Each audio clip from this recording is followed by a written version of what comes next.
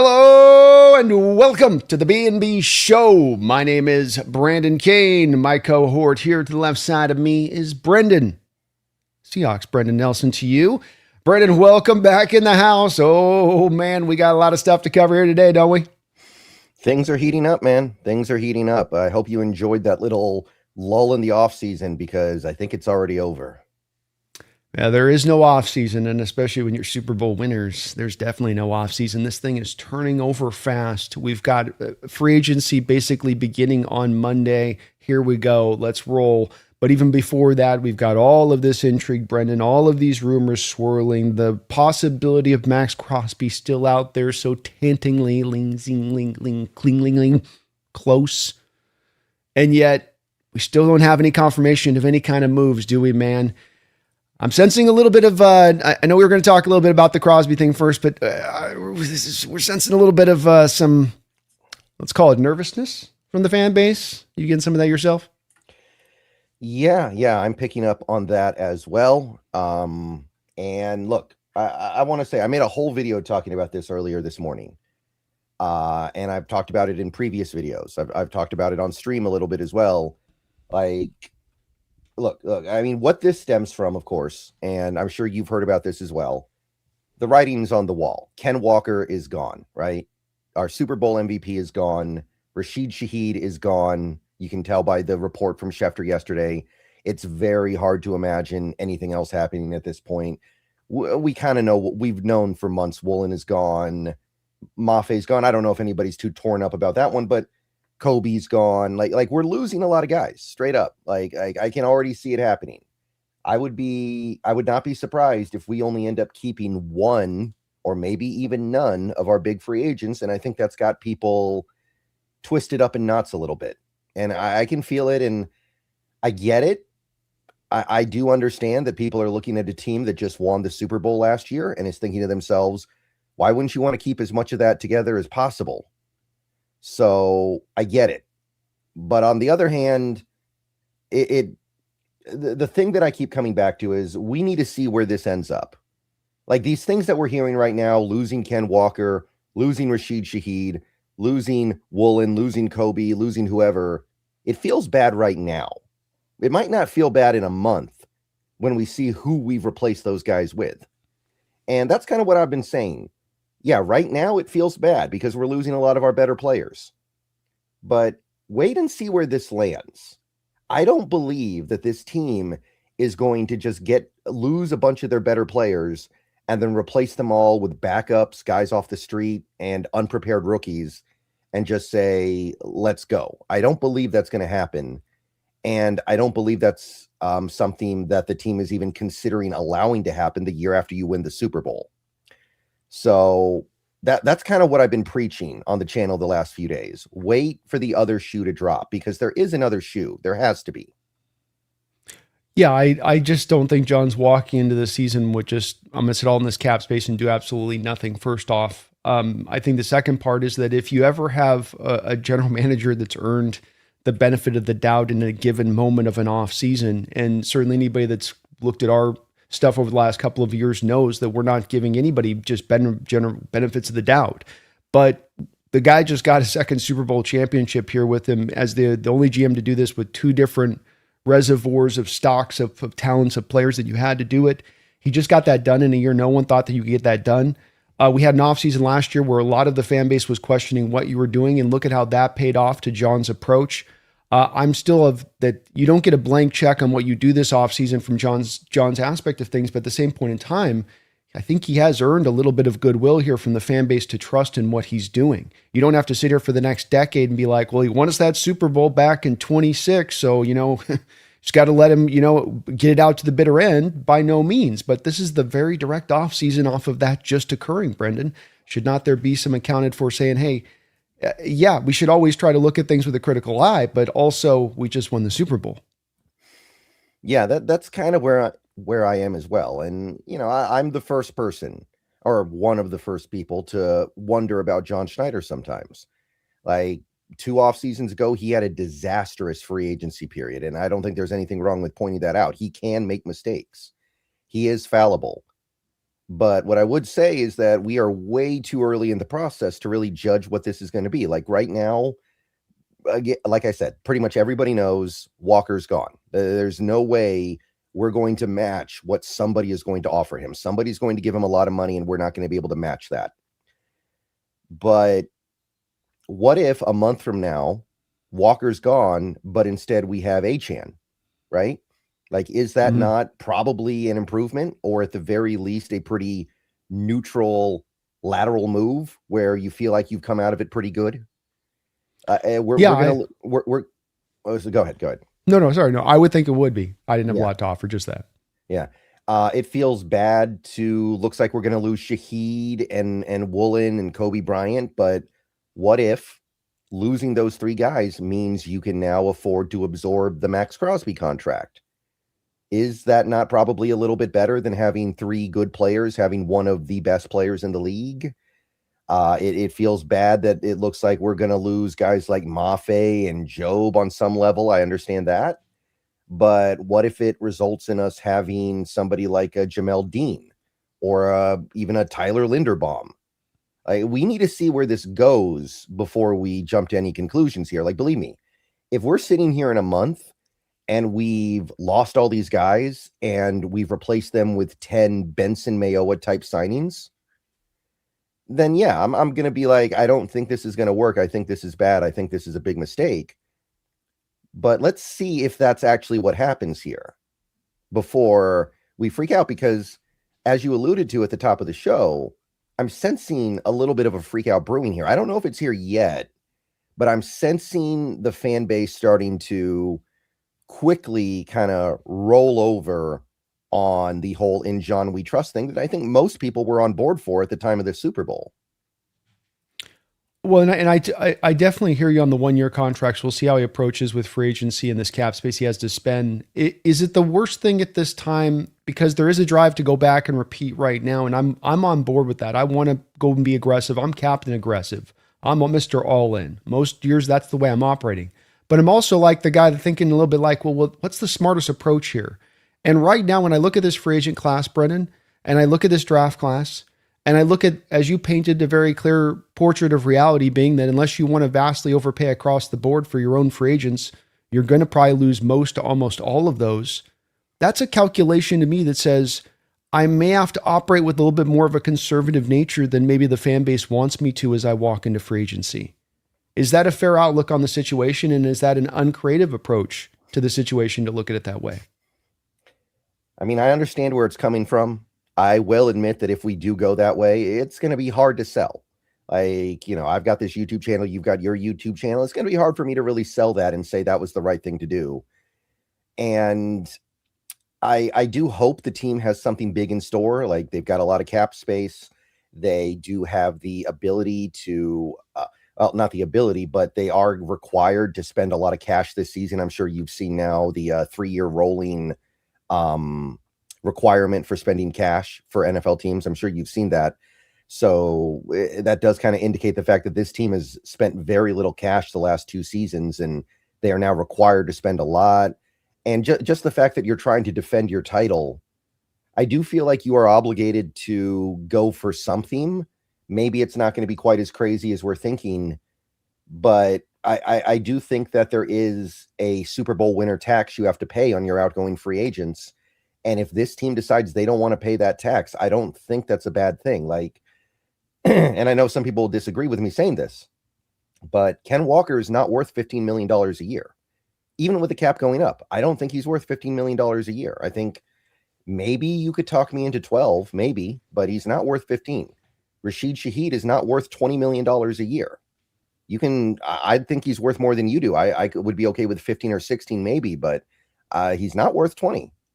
So if your plan is to let these guys go get overpaid by other teams and bring in other guys that don't have that Super Bowl tax stigma, try to find another DeMarcus Lawrence, somebody who's willing to play for less money than they're worth, I don't think it's a bad idea. I don't know if this is what you're indicating to, but if the plan is to kind of just be passive and allow the Rams to just run a roughshod on the NFC West in 2026, that's not going to sit too well with me.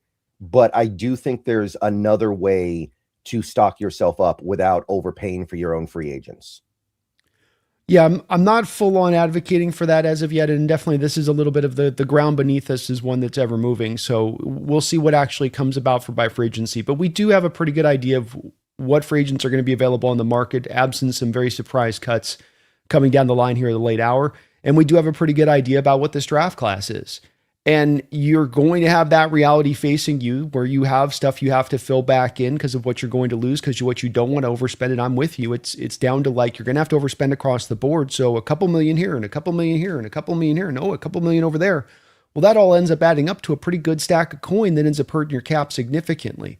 And I don't want to do that in the name of, well, we've got to be aggressive because we've got to get back after this because we got to keep with the Joneses and the Rams and what they're doing and stay up with that. But what I am saying is that, yeah, there is, by my outlook of this, in that maybe you're not throwing all your money into the wind in free agency and trying to get it all done now or through trades right now, that you're going to take a risk potentially, Brendan, of getting into training camp and before the trade deadline of not having that deal come down the line. But my kind of point to this would be is that deal's not there to be had right now. Can you cobble this together with a couple of other signings that you put around this for the guys you lose, that you hope to find value, like you said, at that point and be somewhat aggressive in doing so? You could.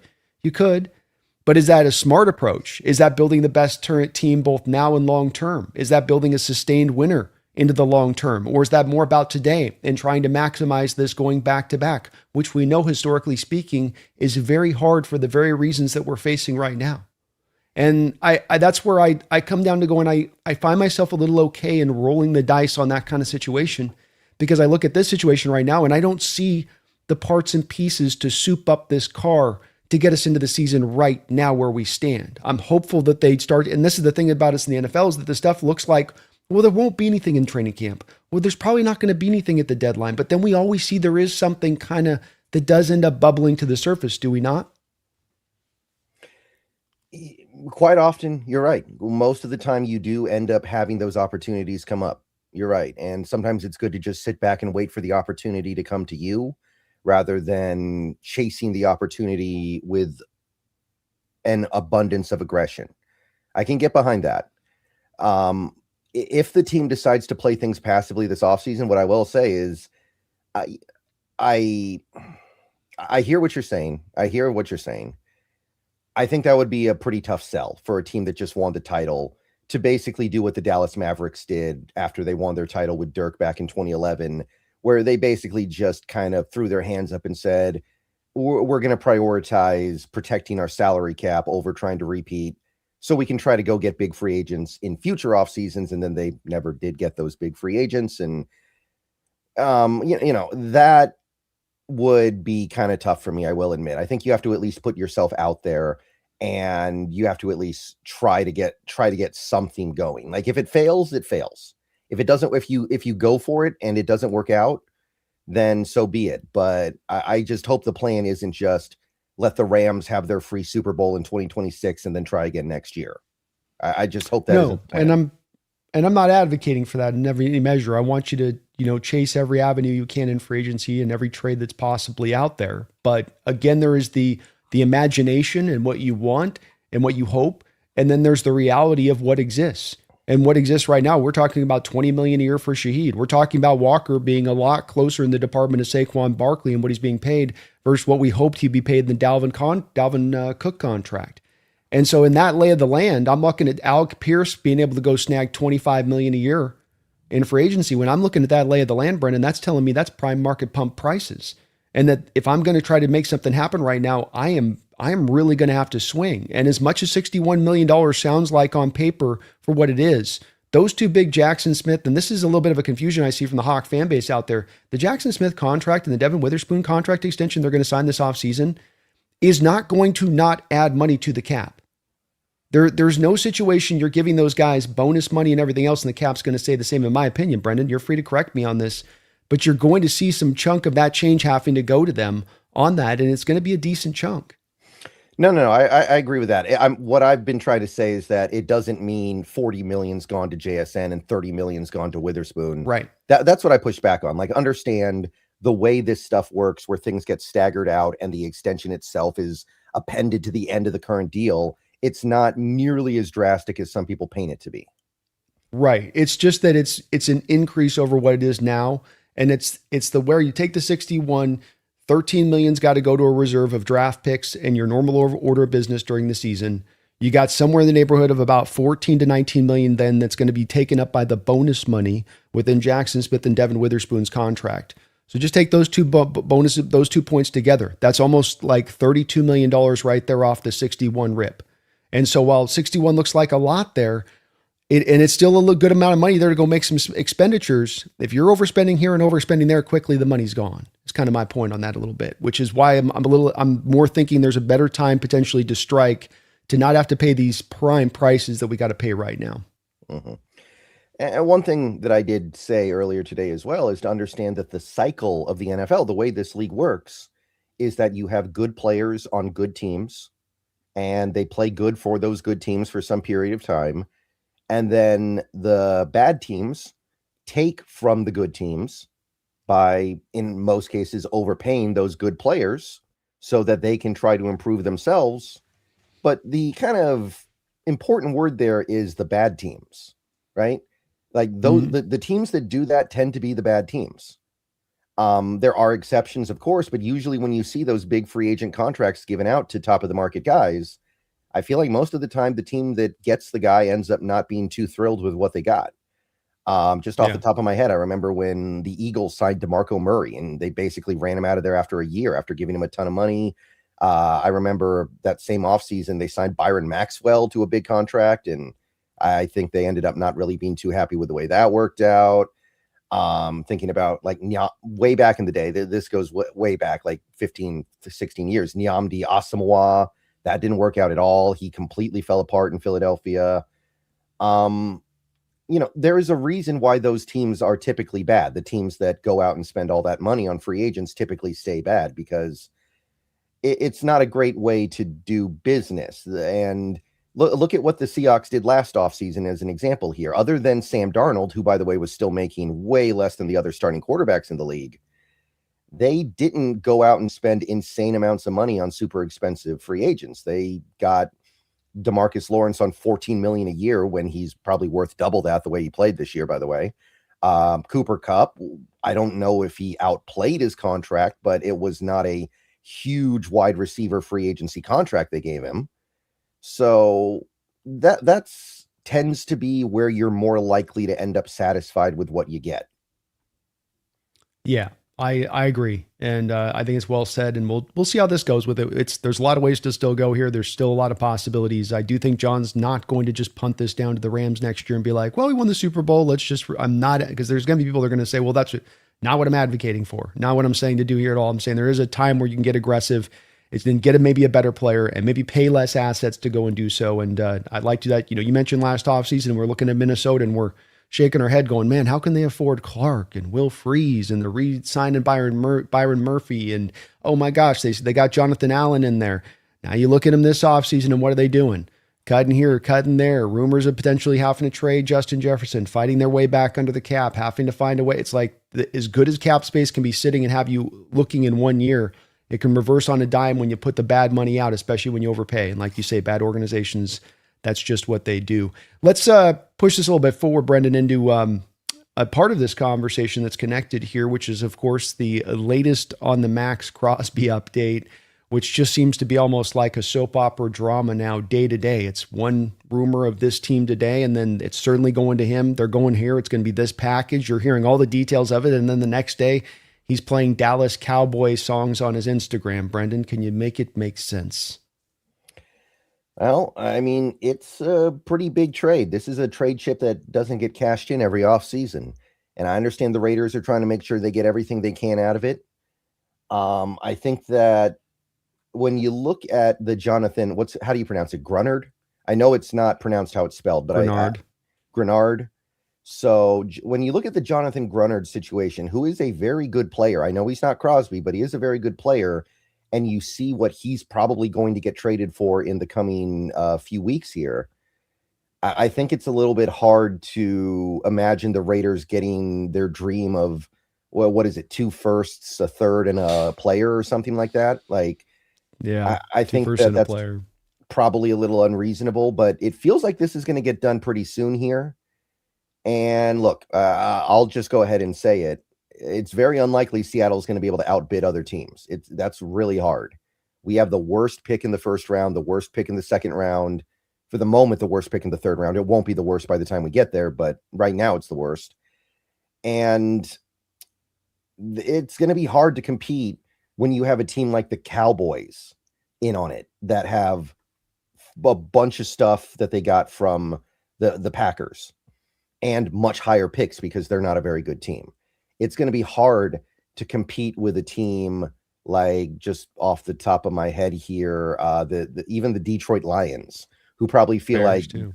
yeah, the Bears even, and maybe not the Bills anymore because they traded their second rounder for what's his name. But the point I'm trying to make, yeah, DJ Moore.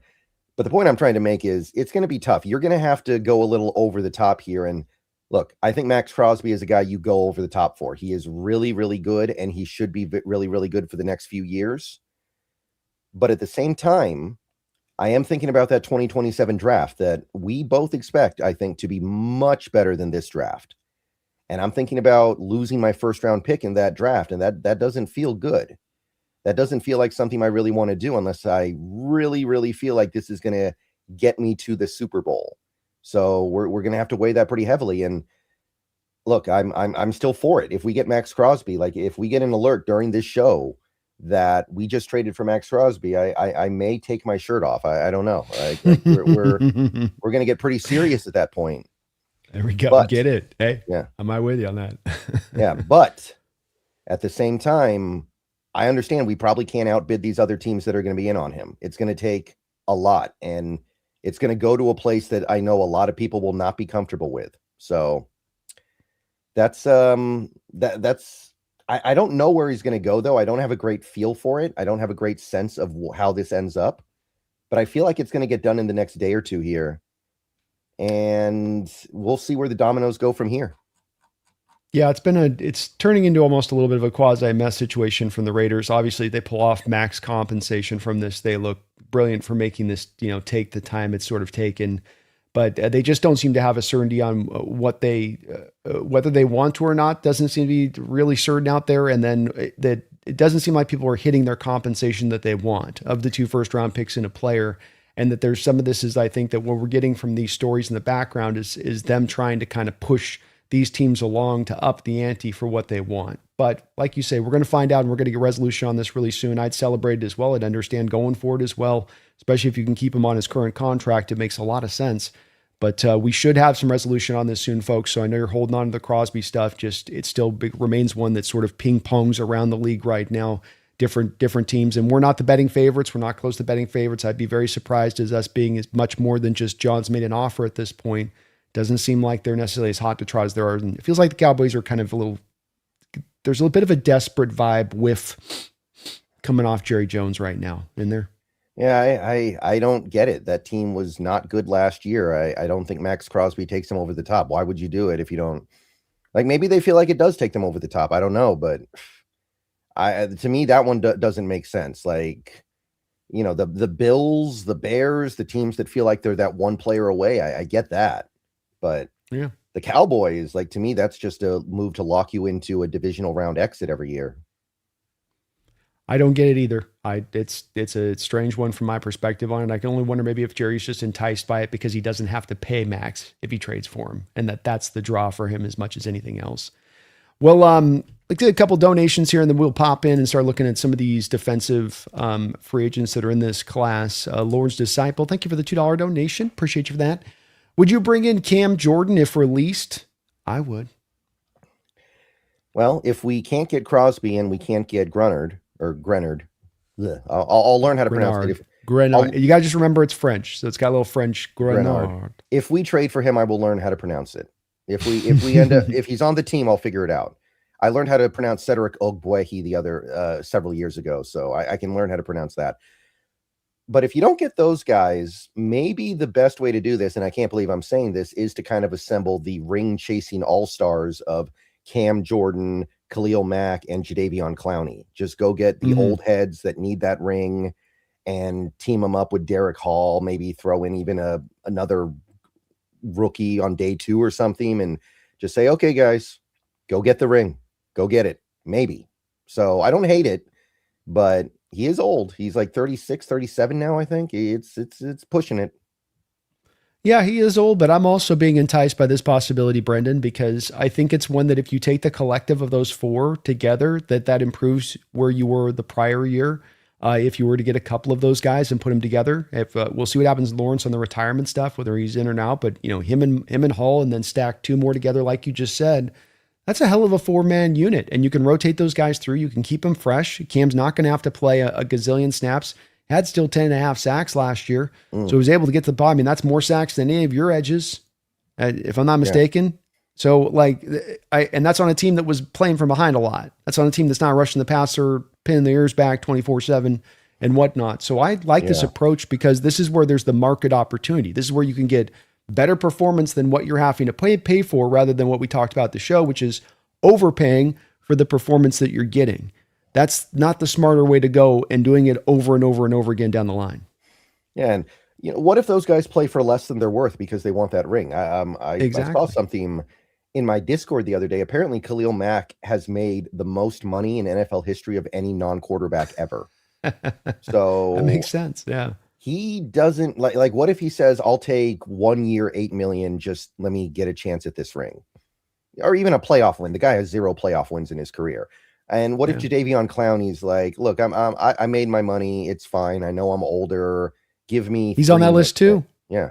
He was on that list too. Clowney was as well. Yeah. He's up there. And Cam Jordan has spent his whole career on the Saints. He missed the Saints Super Bowl by a few years. So what if he's just like, look, I made my money with New Orleans. It didn't amount to anything. Haven't even sniffed the playoffs in like 6 years or whatever it's been. I think 5 years actually. I'll take $3 million. Let's just go get that ring. Like that's possible. I don't think there's going to be a huge market for aging edge rushers. There will be a market for Mack because he's still really good, but the other two guys, those guys could slip through the cracks. Remember, Clowney didn't even sign until October last year. There's not a lot of interest in that guy for whatever reason. No, and look, your scenario is also one that isn't guesswork. It's one based on the track record of NFL history. Every year, these kind of guys, there's a few of them that always kind of shake free. And most of those guys, or not most of them, there's always a couple of them that make that choice of going and chasing that ring, going there and finding, I haven't, like you mentioned with Khalil Mack, never won in the playoffs in my life. Here's an opportunity to actually go just be on a Super Bowl contending team, not just go to win the playoffs. So that could be a draw and it cause you to be able to get a little bit of a discount. And again, these players still have something they can provide you. You're not just getting a guy that's a shot fighter or a spent player.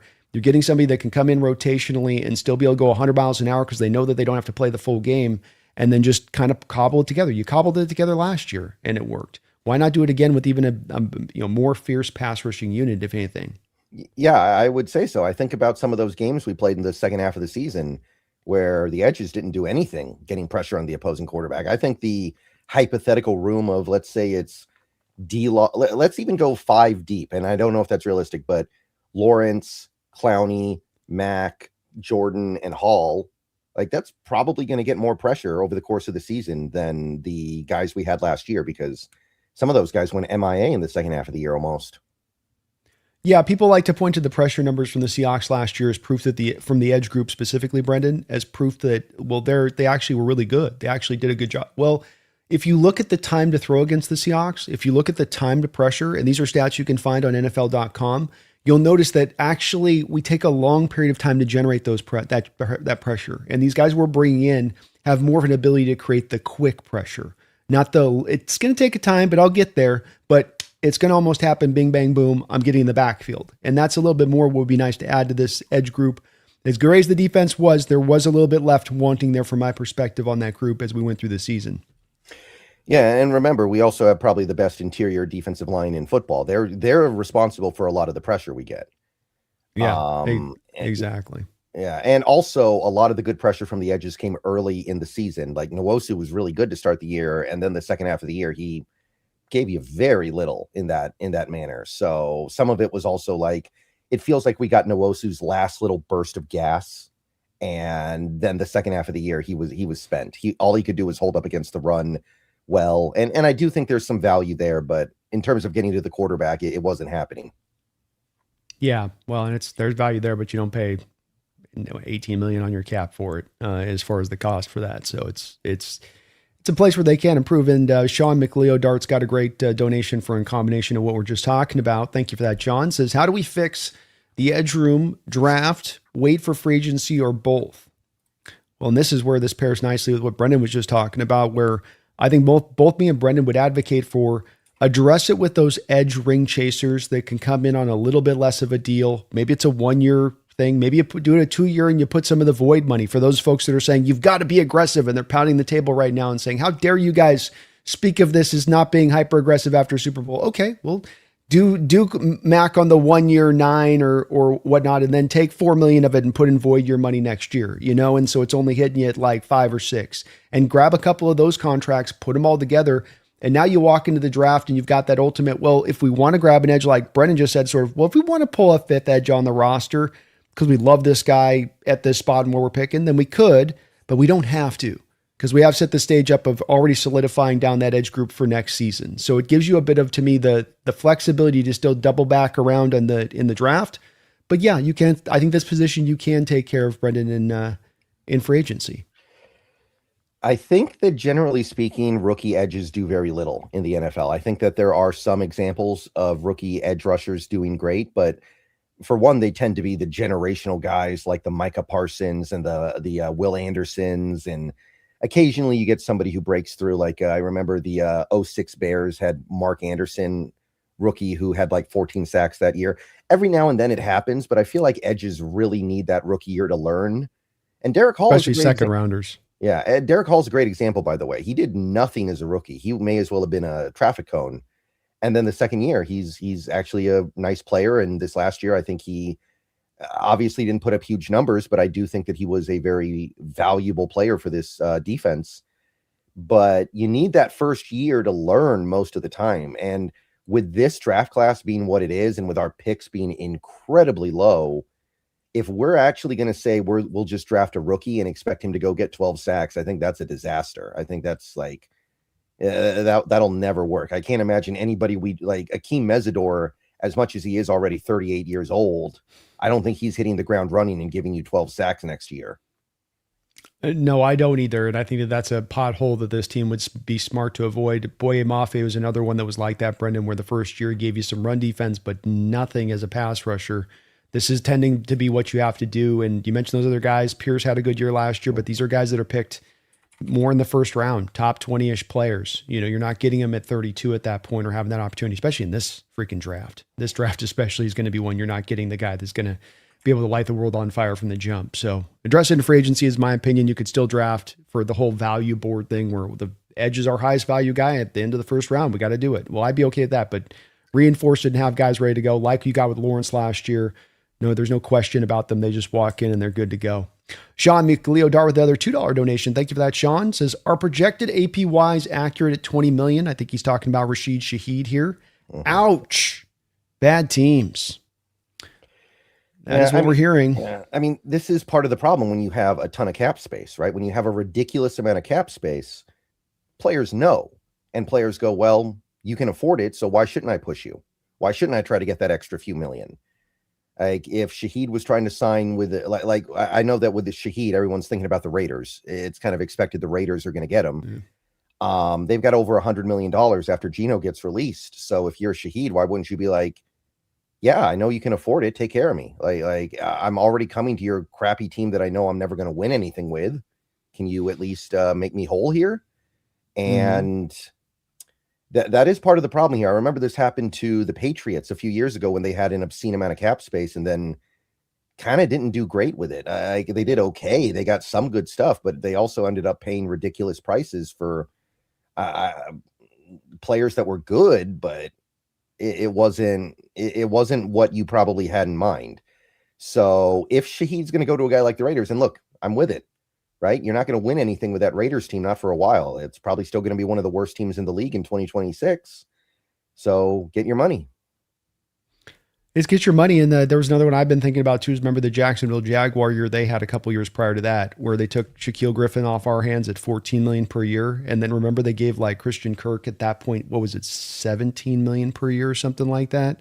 Like they had him up or 15 to 17 million. That was just a crazy contract for Kirk at that time. And that's kind of what we're walking into here. So it's like, if that's going to be the price, and it also makes sense why this is the price. Alec Pierce is the number one guy on the board, but after Alex Pierce, Tyreek Hill, we don't even know if his knee works. Shaheed very well becomes the second hottest guy in the market at that point. The guy's 27. He's not going to take a discount. He's going to probably be headhunting for the highest price he can go get, because this is his one opportunity to go get the big contract. So it all makes sense. And then the final point of this being is that this is a third round compensatory pick back in your pocket if he walks out the door, as long as you play the game right on the front end of this with how you bring on the signings. But that's pretty significant right out the gate, especially with Walker's signing potentially as well up around the 15, 16, because that turns into probably like a fourth round compensatory pick just between those two guys alone. Say nothing of Woolen and Mafe, Joe, Josh Jones. There's a world where you end up with like 2/3 and 2/4 compensatory in 2027, because I think Woolen, while I know there's been a little bit of cold water thrown onto it here, somebody might give Woolen ridiculous money. They might just look at his coverage numbers and say, this is one of the best corners in football. I don't care about anything else. Like it's on the table. And look, that 2027 draft, I know we can't see it right now. I know we're over a year away from really getting into that, but that should be a very good class. And if you can squeeze out 2 extra thirds and 2 extra fourths, or even something close to that, you're doing very well. And it's hard, even if it ends up meaning you're not a real Super Bowl contender in 2026. I can see the other side of that. I can see where that's like, okay, it's a consolation prize that is not worth ignoring. No, you're very well set up into 27, and I think you can still compete into 2026. It's just that if you're going for we're going to all guns a flyer kind of approach, that there's a better time to maybe do that than exactly right now because of the market opportunities that are available to you. To put it into kind of as succinctly as I can, and from my standpoint of it. And I'm not, maybe this changes here. We'll see you never know with the release game, Brendan, and we see a bunch of teams having to release out. We got a bunch of those teams that had, bad dead money that they may have to clear out of their books, not just to get cap space as far as to get ahead of it, but to get far ahead of it so they can do their normal order of business. So we'll see if there's maybe a little bit of some cut-ins going on here down the line on this a little bit. But yeah, Sean, it's going to be around 20 million at this point for Shaheed, and it's all but certain at this point that he's out the door. I just don't think that the team's paying that price. It breaks my heart too. I didn't want to lose Shaheed. I wanted to keep him. I would have given him like 15, 16 million a year and been okay with it, but I don't think he's worth 20, and I can't blame this team for deciding that he's not worth 20 to them. Maybe because the Raiders are so destitute at receiver, he'd be worth that to them because he'd get thrown the ball so much, but not here, not where we run the ball more than almost any other team in the league. It's not happening. Nope, it's not, especially when you're about to pay Jackson Smith potentially around $40 million a year this year as well. Gavin with a $2 donation on your side. Thank you for that, Gavin. Do we pick in round 1 this year or trade for more? Well, I think Trader Johnny wants to go back, don't you, if he could get the opportunity? Yeah, but I'll tell you that those opportunities feel like they haven't been there in recent years, and he's had to kind of just bite the bullet and pick. And this is not a good class. So if you get to your pick and there's something that you really feel is worth taking there, you probably got to jump on it, because to me, like, I don't know how much I value stocking up on picks in this class because it is so weak. And if you're going to trade back and get nothing back, and we've seen this before. I think it was 2018. The Seahawks were so desperate maybe it was 2019. The Seahawks were so desperate to trade back. They ended up taking a terrible trade from, I think it was Green Bay, to trade back. And it had gotten to the point where everyone knew Seattle wanted to trade back so badly that they didn't even have to make a good offer to get it done.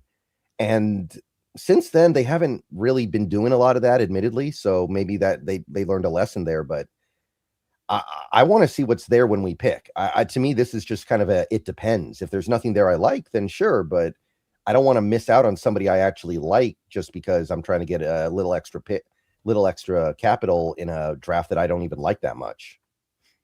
Yeah, it seems like there's a little bit of the draft's got this weird point of strength where you are picking kind of second round rated guys probably by the time you're picking 32, no matter what. But if you dropped back to like 13 in the second round, Brendan, you might fall off of having those guys that that there's a guy with some real upside here versus now I'm really just going for floor. You feel the same way about your initial look-see at this draft? Yeah, I mean, compared to other drafts, it might even be a little bit worse than that. You might be getting guys that in normal drafts would be third rounders in the early second. It's like I've been doing a lot of looking at running backs and wide receivers lately, and I'm comparing it to previous years, and it's not good. It's not very good. So no, it's pretty bad. I've had a hard time getting super motivated for this class, man. I'm grinding through these guys, and it's like, and I find myself like not totally trusting my reads. Like I look at some of the corners that might be there at 32, and I'm like, oh, I'm excited for these guys, but then I'm like, am I just talking myself into it, or are they actually that good? Like I don't know. I don't trust myself right now with some of this stuff. Like I'm looking at Brandon Cisse or Chris Johnson, and I'm like, I think these guys are worthy of being first round picks, but I'm not sure. Yeah. Well, it's a weird class. It's a very strange one. I think we're good. You're on firm footing with the corners, but I think there's a lot of places where it's like, just who knows what we're seeing at this point, or what's possible in this class, or if it's going to prove to be as historically, it's got some floor guys to it, but just upside's not there. And that's what you want when you're picking early. You're looking for those starters. You're looking for those difference makers. So I'd like to be, from my perspective, Gavin, if you can trade down and get more picks. Brendan talks about next year's draft. I can find a way to get more picks into next year's draft. Doing that, even not the worst of ways to go with where this kind of draft finds itself. Randall with one of the old jokes. See if Brendan remembers this one. Thank you for the $5 donation. He says, with Will Disley on the market, does Brendan think he could hit the elusive 1,000 yard mark in our offense this upcoming year? That's an old poll, Brendan. Yeah, I remember this one. Man, he barely even had 500 yards across 2 years with the Chargers, so that's tough. He barely played. Wow, he barely played last year.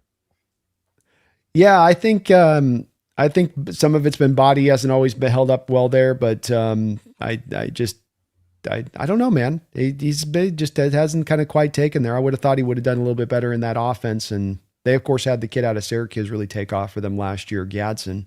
Yeah. But he's kind of a different player, right? He's not really an inline tight end. He's more of your H-back. So it's not like, correct. I don't know, there shouldn't be overlap there between the two of them, really.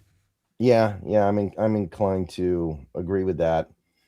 But I don't think we need a reunion here. I know that people had that pop up in their minds when the release got announced, but I think that there's not room on this roster for another tight end. And we're going to be struggling to get enough mileage out of the tight ends we already have, because we already extended Saubert. If we didn't already extend Saubert, this would be an interesting conversation.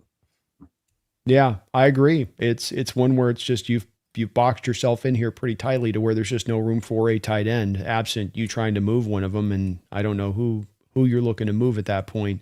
So, yeah, I agree. But nice joke, Randall. Nice pull on that one. Yeah, and I remember. We'll find Owen probably somewhere. He's easily still a pretty decent blocker, but tight end one days are probably behind him at this point. Running that 5.140 at this point. Probably so. Can't blame him, though. And he had some horrific knee injuries. Lord Disciple, thank you for the $2 donation, says, what's the pushback on bringing in ETN? I don't get it. I do think ETN would work better than some of the other guys that are available, because he does have top end speed to get to the outside, but I still don't view him as having like the vision and the patience and the instincts that you're really looking for here. Like I need somebody that's going to be able to, probe for the hole, find it, and then burst through it. To me, he's just kind of a straight line speed guy. I don't hate the union, but it's definitely an imperfect union to me of putting him in this scheme. Yeah, I think that too. You're looking at the cost of Walker being at 15, then that probably means ETN's at like 10. So Walker's Sports Track's at 9, he gets up to 15 million. So that's a $6 million bump. If then Sports Track's got ETN as the next guy, basically up as far as the next highest paid, then he's probably well over the $7 million that they have prospectively put out there. So would I rather have ETN at 10 million or Walker at 15? I'd rather have Walker at 15.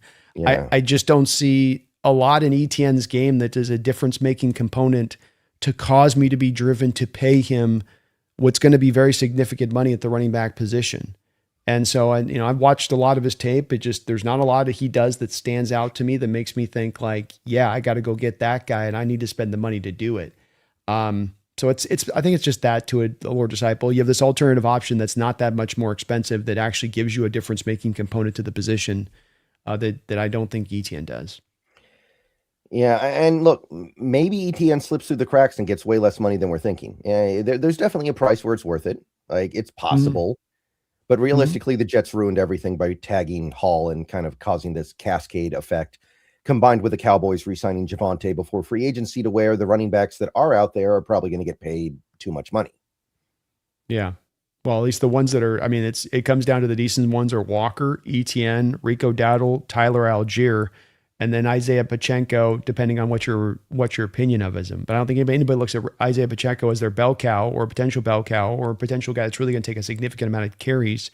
So you're down to like 3 or 4 guys. And this is the supply and demand thing coming back into play. When there's that much, supply and there's going to be heavy demand, and this isn't a good, the other third rung to this is how's the draft class for running backs? Love's great, but it's not an amazing class for running backs. This is only going to then push the cost up. This is part of why Walker's generating more of that price tag, is because all of these market kind of the factors at play. And so I think he's going to go up there. You're right. You can never tell on this stuff, but that's kind of my thinking on it. Is I just don't. You got to go one way or the other on this, which is that you're willing to spend money on the backs, or you're trying to take more of a value-based approach, and we'll draft high, but we won't spend money on them. Whatever way Schneider's looking to kind of go on this. I don't want to do this thing where we're going to kind of just slice a couple million off, but still spend a lot of money on it. Especially because that would hit you on the compensatory game too, to do that. Yeah, you're pretty quickly talking yourself into J.K. Dobbins and Brian Robinson and Najee Harris. Yeah, it's Rachaad White's good, actually. I should point him out. He's good. Well, and I think that he's all right too. The benefit of this too becomes, to me, Brendan, is that this is a different situation from 3 years ago.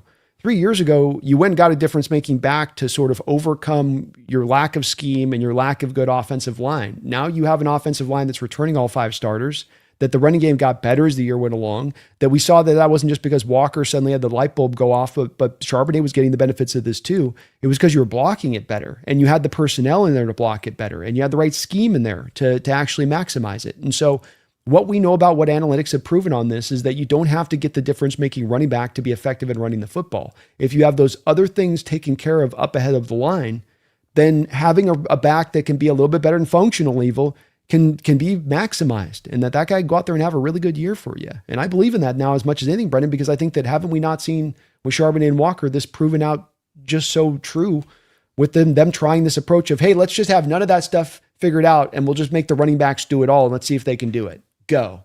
Isn't that not what we saw for like the last couple of years with these guys, absent last year? Yeah, and early in the year, it was tough for them too, right? Like, there were plenty of games where Walker averaged like 2 yards a carry or something and couldn't get anything going. And then there were games where Charbonnet's averaging 1.5 yards a carry. So until the offensive line really started to come together, and near the end of the year, it was tough. It's tough, and I don't think we should forget that. And to me, that's like the thing with Walker too. I get people telling me that Walker is worth $15 million. And I feel like in order to believe that, you have to kind of forget about a lot of stuff about the Ken Walker experience over the last 4 years. Like, I know that he just had 4 great games in a row to help us win a Super Bowl, but his career isn't just 4 games, it's 4 years. And there was plenty of the other shoe with him. And I know he just won the Super Bowl, but it's really important that we see the big picture here. Exactly. And there are some other elements, like you say, to it. The pass pro game, he is, I think, better as a pass catcher than some people give him reputation wise, but is he, grade A? Not necessarily. And if you're paying these kind of prices, which is right around the Saquon Barkley area of things, it's like you're kind of wanting a little more of the full meal deal all the way around the line. But we'll see with ETN there, Lord Disciple, if he's on the table or not. I do think he's probably going to be up around that $9 to $10 million per year mark when it gets said and done. Jordan, thank you for the $5 donation. He says, I think the Rams overpaid for McDuffie, and I don't think it really solves much of their overall problems on defense.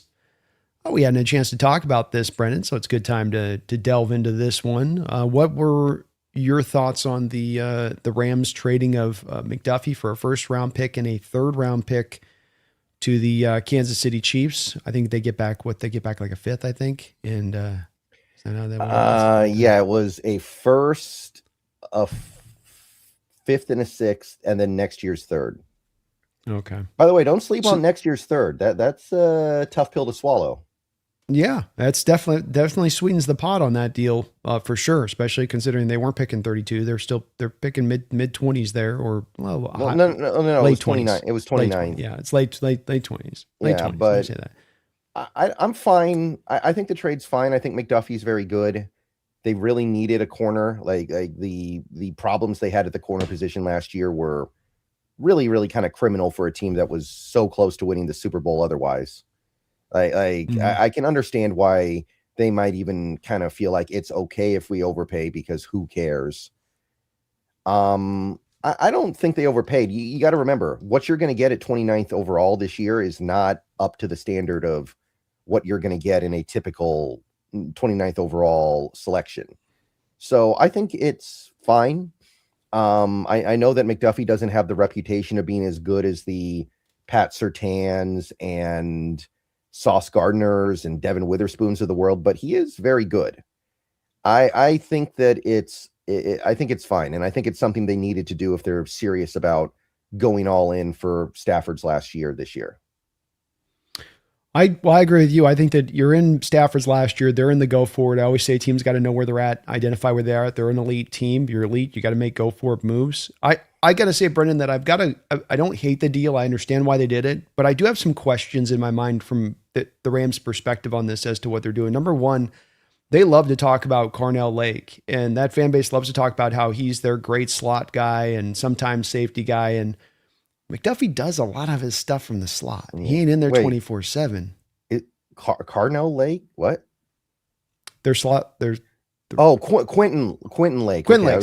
Sorry, I mispronounced his name. My bad. You said Carnell, and I started thinking about Carnell Tate. I'm like, they don't have him yet. Yeah, that's my old brain at work right there on that one. Quentin Lake. Yeah, not going to be happy if they get him. By the way, that's not going to make me happy. If who gets him? The Rams get Carnell Tate. Oh yeah, no, I would not like that. That would be very bad. But the Quentin Lake is a guy that they like a lot out there, and is he eating into his snaps now? Are they now transitioning him, as he seemed to kind of be making a bit of a transition more into? Look, he's played still more outside overall. There's still a lot of those reps in there, but is he a guy that's at his best because of what he does versatility wise, moving in and out? Or are they just going to have this guy be like a travel with JSN kind of guy, and now he's going to move around with their defense on that? Kind of wonder about that just a little bit on, his perspective of it, but I get why they made the move, and he's been a very good player. He's 25 years old. The other thing I have as an issue with this, Brendan, is that he wants to get paid, man. And they're going to have to give him the same contract that we're going to give Devin Witherspoon. And I tell you, I would have an issue in doing that. Yeah. I mean, it is probably a little bit of an overpay. I will admit that. Like, the trade may very well be a little bit of an overpay, but I think when you're in the position that the Rams are in, I think it's okay to do that. Like, they're not a team that is trying to establish themselves as contenders for the next 5-6 years. They're trying to win right now. And if it means they end up having like a couple of 5-win seasons on the other end of it, then they seem to be a little bit more at peace with that. And I get it. And look, they can't draft a rookie and then say, okay, rookie, be our number one corner while we go try to win this Super Bowl. That would be a really bad idea. That's a good point. Good point. You got limited options. If you're not going to do this, then what are you doing? You're signing Nashawn Wright, who's had one good season. You're signing Jalen Watson, who is the much inferior of the two Chiefs corners. You're going after Woolen and everything that comes with that, and hoping that works out. I understand why they probably felt like they needed to overpay here, and the bill will come due at some point. I completely agree, but I think that they are in a pretty desperate spot right now, and they're acting accordingly. Yeah, it will be interesting to see if there's some more reverberating contractual effects on this, because they have Puka's deal at $40 million sitting there that they're going to have to sign. They've got to get the Kobe Turner deal done, probably around between 20 and 25 million a year is what he's going to probably cost, I would estimate. And then you've got the Byron Young deal that needs to be done. Does this mean Byron Young's got to go and you've got to go for that veteran ring chaser guy now, and that this was what the cost was to get McDuffie done?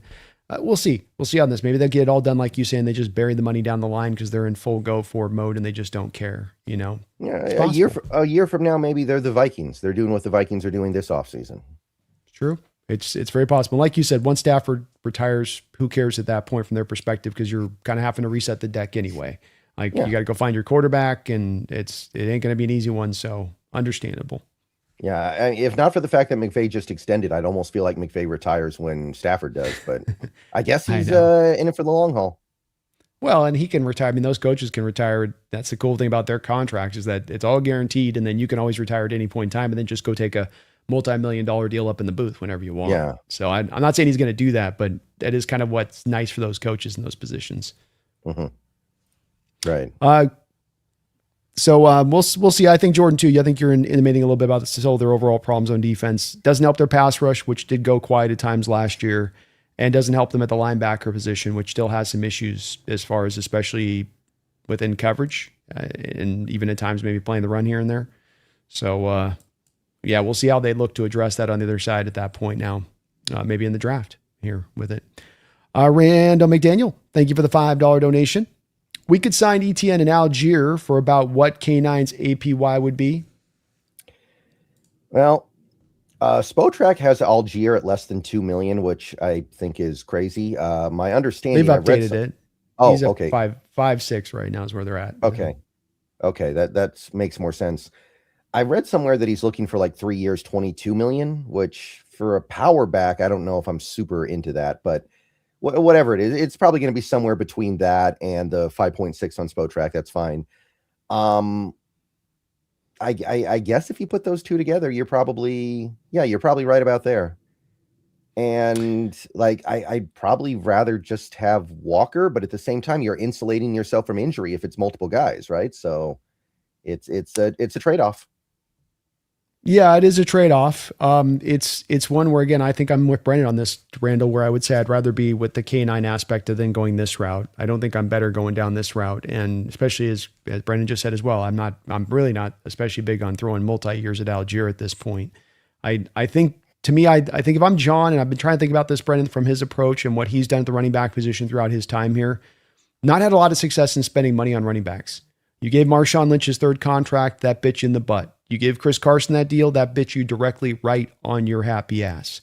It hasn't always worked really well doing this for him. And maybe where he looks at this and goes, you know what, I'm just going to draft high and just keep swinging these guys through like a revolving door at that point when they come up for contract, get the compensatory pick back. Hopefully it's a thing like what could be with Walker, where it's maybe even a third as high as it go, but at least a fourth. And then I'll just keep swinging this. And I'll keep them young. And we know about running backs now is that they're on their best on the rookie deal. They're at their highest performing usually on their rookie deal. So why not lean into that role at this point? Being that this is what all of the data has told you, and you've had a 14-year period of having a variety of different guys come through that you could take a look at with this. Don't you think that's a little bit of where his logic's got to be at this point, Brendan, as far as where you'd be if you were in his shoes? And that's normally where I would want to be. I would always say, go get young running backs, keep rotating them through, get the most you can out of their rookie deal, and then move on in after they try to get that second deal. That's kind of always where I want to be. I was a little bit willing to bend it this year because of circumstance, but generally speaking, yeah, I always want to be trying to find that next rookie contract running back. And while this is not a good draft, there are some guys that could give you at least some of what Walker gave you last year, and you piece it together, it could be good enough. It could be, especially if the offensive line continues to improve the way it should, because, I mean, remember, Grace Abel was a rookie last year. Jalen Sundell was a first-year starter.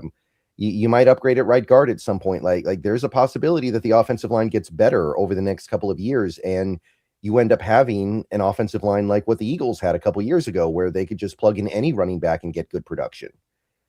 So like if you end up coming out of the draft with somebody like Demond Claiborne, and then you're signing somebody like a Brian Robinson, and then maybe you're also getting Algier on a 1-year deal, and you're piecing that together like that, it's not going to be as sexy as K9, but I could see that being a reasonable outcome here that allows you to maintain your flexibility into future seasons to get the next Ken Walker.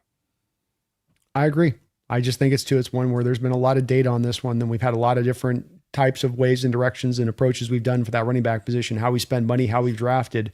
And I think that the data is telling John something pretty concrete at this point. And it would be pushing me in this direction of just, hey, how about I build the stuff on the front line And I get to the running back is not the priority point of this, but is the final part, the final piece of this puzzle to make the running game go. Mm-hmm. Thank you again, though, Randall, for the $5, and you guys are very kind on all of the donations. So we got no news yet, still broken yet, Brendan, on the Crosby front. Nothing still percolating on that. Boy, they're going to wait till the last hour on this one to get this deal done, I think, huh? The Niners hired Matt Eberflus to be their assistant head coach. That's kind of interesting, I guess.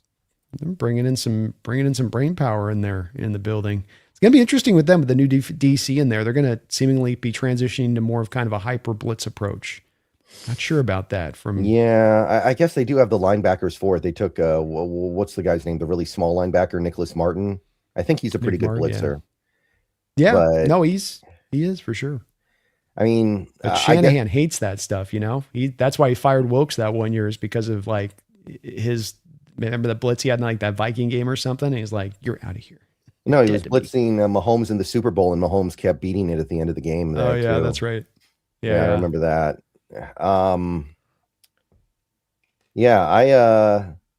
I don't know. Like, what do you think of Eberflus right now? Do you think he's good and the Cowboys just couldn't give him what he needed, or was that reflective of something wrong with him as a coach? I mean, he's been around a little bit and he's had some successes. The Cowboy situation was not going to be righted last year by anyone. You're moving Mike out at the last hour, and that had a deflating effect on that whole defense at that time. Trayvon Diggs seems to have completely, fallen out of love. He's like the Vontae Davis almost in real time last year, where it's like, does that guy want to play anymore? Really? Is he kind of just done too? And then you're trying to trade all these guys. You're bringing in Logan Wilson. You're going to bring in Quinnen Williams. You're going to bring in Ryan Clark you're going to try to make it all on the fly. I can't take much away from a guy in that kind of environment, especially knowing the Dallas Cowboys is such a carnival right now. I would be more apropos saying it's like probably not his fault on that as much. Right. All right, well, let's bounce our way here into looking at some of these, specifically, folks, looking today a little bit at some of the defensive. We already talked about a couple of these guys, but we're going to get into all of these guys that we can that are going to be really on the Seahawks radar. And we're going to look at really the defensive side of the ball today. So if you guys have a chance, go back. We did a show last week on the offensive free agents, really targeting in on those that we think are real possible to Seattle, what the cost would be, who's really viable. Likewise, today, we're going to try to take a look at some of these positions where you could add. And I think one of the first places, as we're going to look at some of these guys, Brendan, to me out the gate stands that it's very hard to find the places to spend the money on the offensive side of the ball when you're not taking into account your own free agents in-house, i.e. Shaheed and Walker, right? And we're talking about the running back position, but outside of running back position, you're not needing a tight end. There's not an offensive lineman interior-wise. So this is where we get to the defensive side of the ball. There actually being a little bit more of some viability to potentially spend the money, is there not? Yeah, I would be very surprised if we don't do something of significance at the edge position, be it trade or free agency, and possibly both, like for starters. And I also think there is tremendous interest in bringing in a veteran corner to start alongside Witherspoon and Eman Wari while we figure out, allow some rookie to kind of come along slowly. So yeah. I think some stuff's going to happen here for sure. That would be the ideal. Starting in the rookies is never a good way to rely on them and hope they can ascend is the better way to go. So let's look at the edge group first, because I think this is the part where you and I both sort of find ourselves saying, like, this is where, above all the positions on the defense right now, the one where I can maybe most bring a tangible impact. Where not only am I able to replace what we lose, which is going to be Boye Mafe at this point, which is probably going to be a Uchenna Nwosu at this point because of the money you can save. Edge seems to be the spot where we can really smack this down a little bit. And we're going to talk about first here more of the higher price guys here, or the top end guys. You got the money to spend. You could do this if you wanted to. Where are you landing at right now in this hour on Trey Hendrickson as a fit here on to your $50 million deal? You have the cap hit down to like 18 or something here in the first year of it. I struggle a little bit with this one. Like, I feel like we've gotten a little bit of a warning sign here that he's not the player that he was a couple of years ago. Didn't really do much in 2025. I also wonder if he's a 4-3 guy and maybe is better off playing with his hand in the dirt. I don't know. Trey Hendrickson, I got some red flags up on that one. I'm a little bit concerned about that. Yeah, I am as well. All the reasons you provided there. The cost is also not insignificant at this point because you can't put him out on a 3-4 year deal. So you're having to eat the cost of this hit a little bit harder. into that first year of the deal, and you can't spread the money out. I just think that there's probably better places for him to land. I think the team's theoretically in play. He's a guy that is a bigger edge. He knows how to use his hands. So there's some spots where there is somewhat of a fit to the Mike McDonald defense, but I just look at the cost here and I just go, boy, you just don't know have any way to really counterbalance this contract.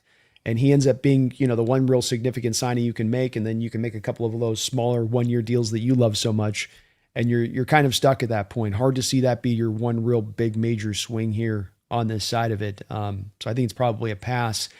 The other guy that's more maybe intriguing, and I know a lot of Seahawks fans are talking to me about him here, because he's played the Mike McDonald scheme before. He was in it a couple years ago, former first-round pick for the Baltimore Ravens. Went on to the Chargers last year, had his best season as a pro, especially as a pass rusher. But yet the Chargers are now willing to let him walk here, despite the fact they're letting Khalil Mack walk, it seems like, as well.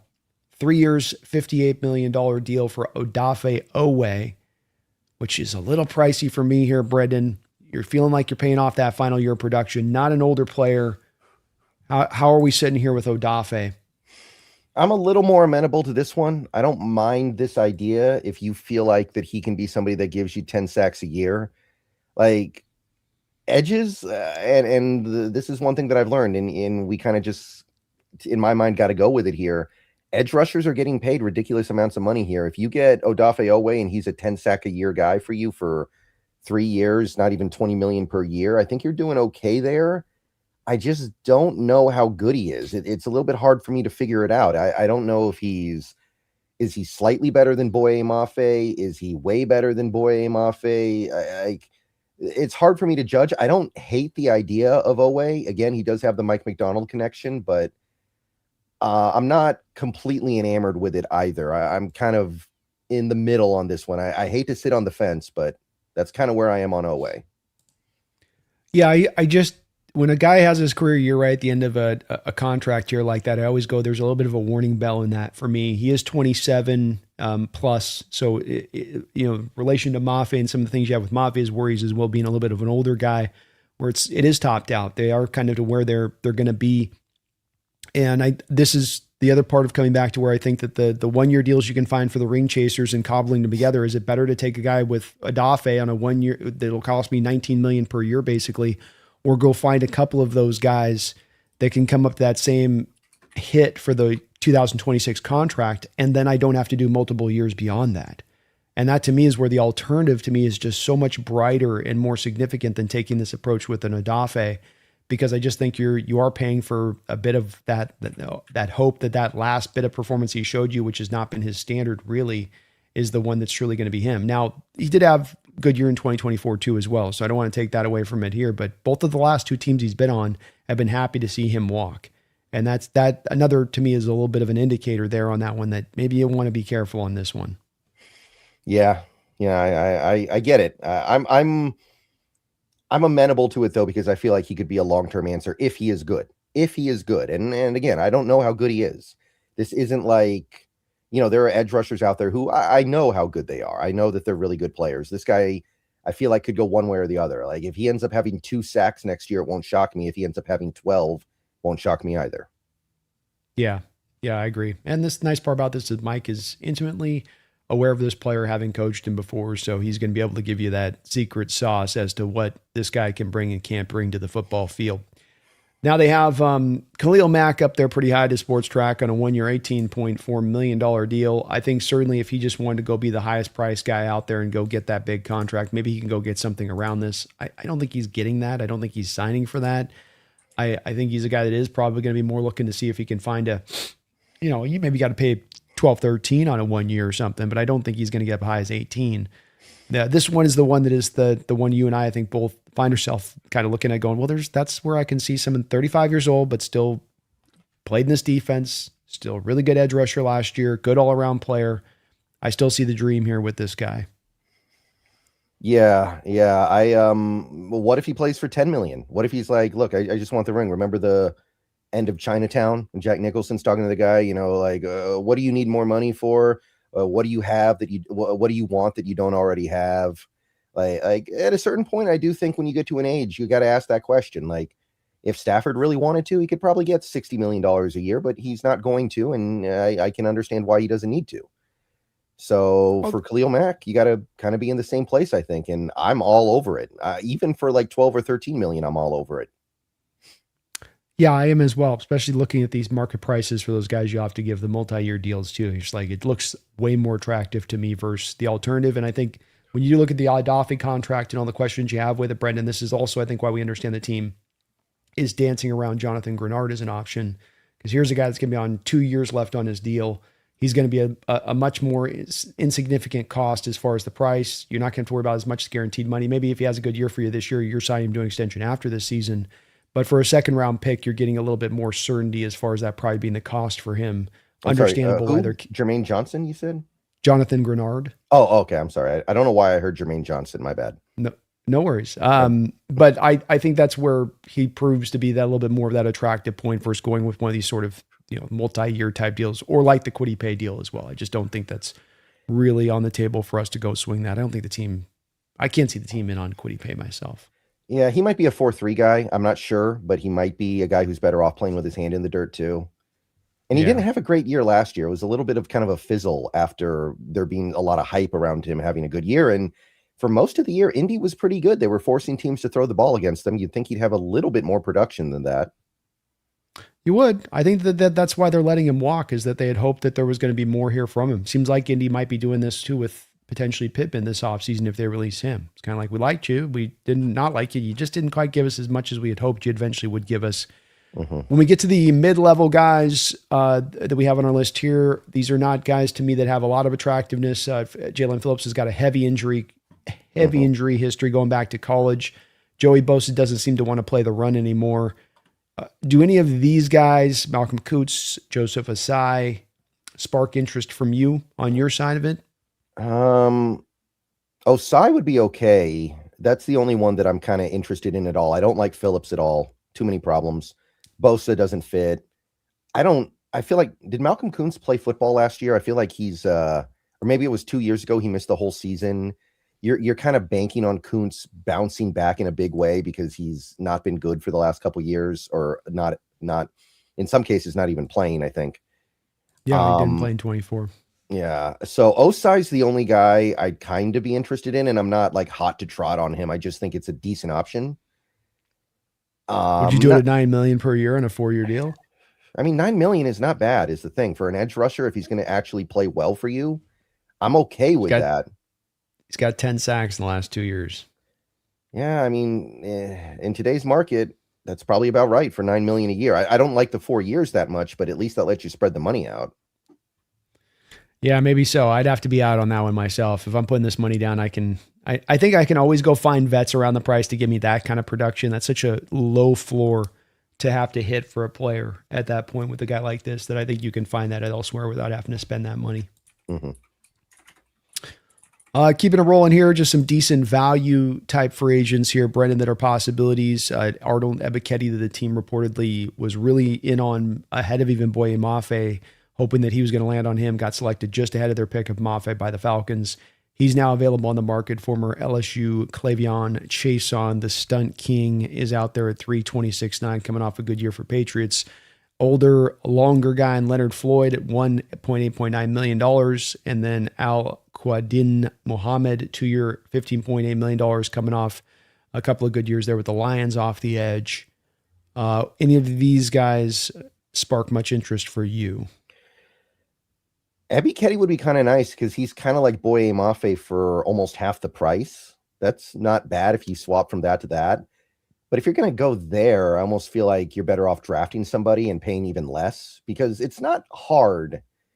I don't want to downplay Mafe. I don't think Mafe's a bad player. I just don't think it's hard to get to that level of production and play. But Ebiketie's kind of interesting. Chason, not really a big fan of that one. Leonard Floyd, he might be another one of those ring chasers that takes way less money than this because he's just trying to get. I know he's got a ring. I know he won a ring with, I think, the Rams in 2021, but maybe. And Mohammed's had a really weird career arc, by the way. I was looking at it the other day. He's had the weirdest career. It's like for an HBO TV show, and the scriptwriter doesn't really understand how NFL careers are supposed to work. So it just keeps twisting and turning and taking nonsensical routes. That's what it feels like, but I'm not super into that one either. So, Ebiketie kind of, sort of, and Leonard Floyd for the right money. Yeah, I'd be kind of into that as part of the ring chasing crew. Yeah, I'd find myself in a similar place. It's both are about the same place to me. Ebiketie, it's 327 is about right, but it's a little costly than you want to spend. But look, there may be some potential, and the team really did like him a lot. So, I would get that. Cleveland, I wouldn't understand at all if they ran for him. That guy just doesn't. He needs to go to more of a team that's looking for light, get up the field guys, than hold the edge type dudes.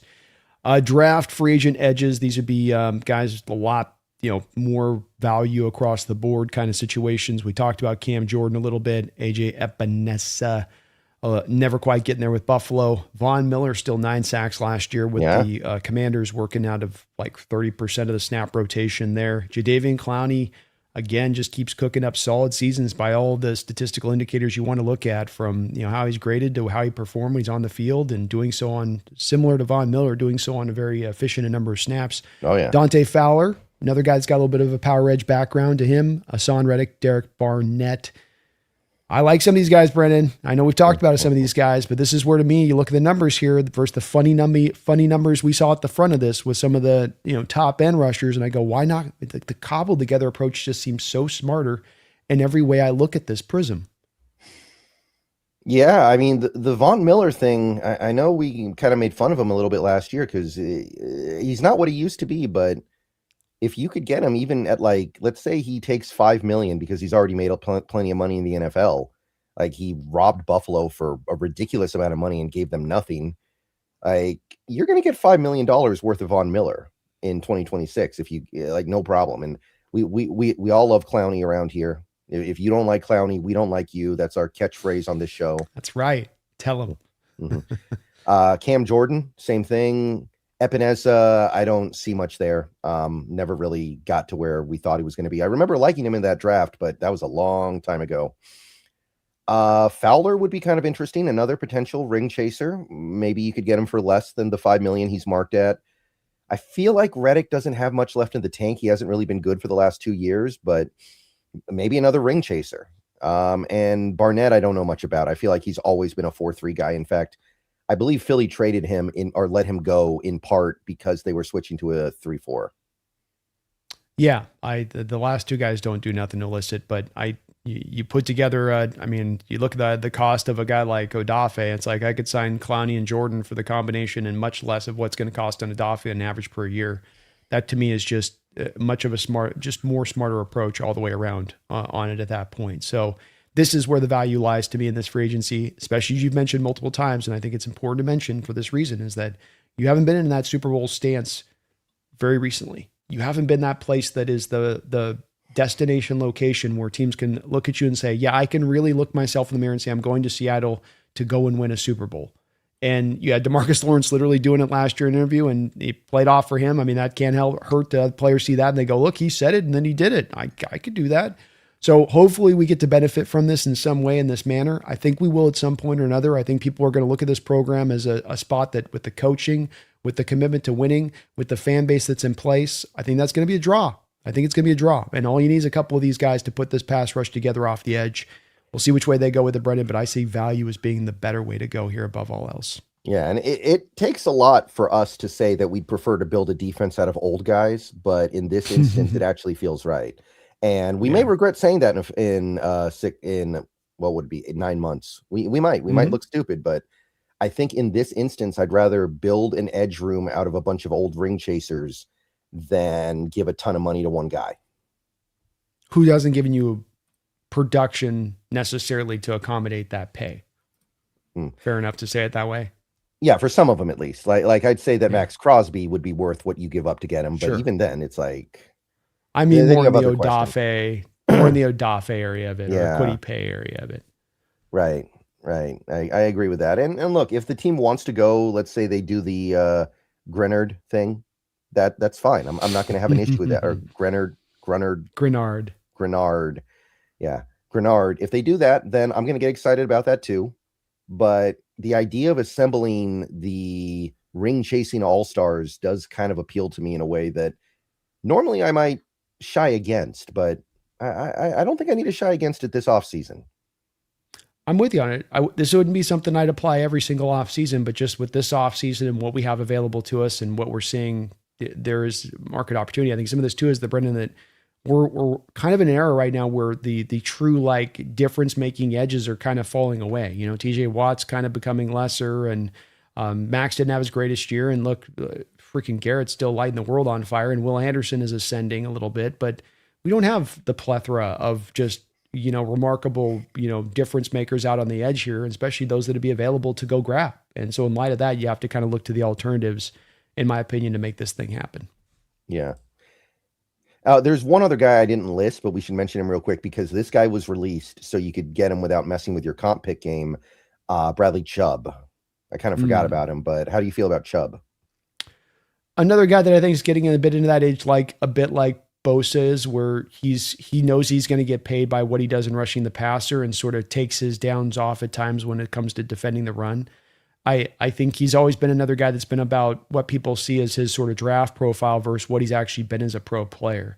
And he can get off the quarterback. He can generate some pressure, but I don't think that he elicits much excitement from me as far as, I don't know if there's a lot left there in the tank, really. He's had some injuries through his time that I think have diminished him as well. Yeah, definitely. I'd pass.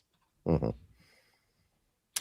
right, well, let's keep it moving here and take a look at some of the cornerbacks here, Brendan, that we have in this draft. We are anticipating, you and I at this point, that there's some heat that maybe Job's going to be brought back, but I think you and I are both anticipating at this point, Woolens for sure, and Job is probably likely to be lost in free agency at this point.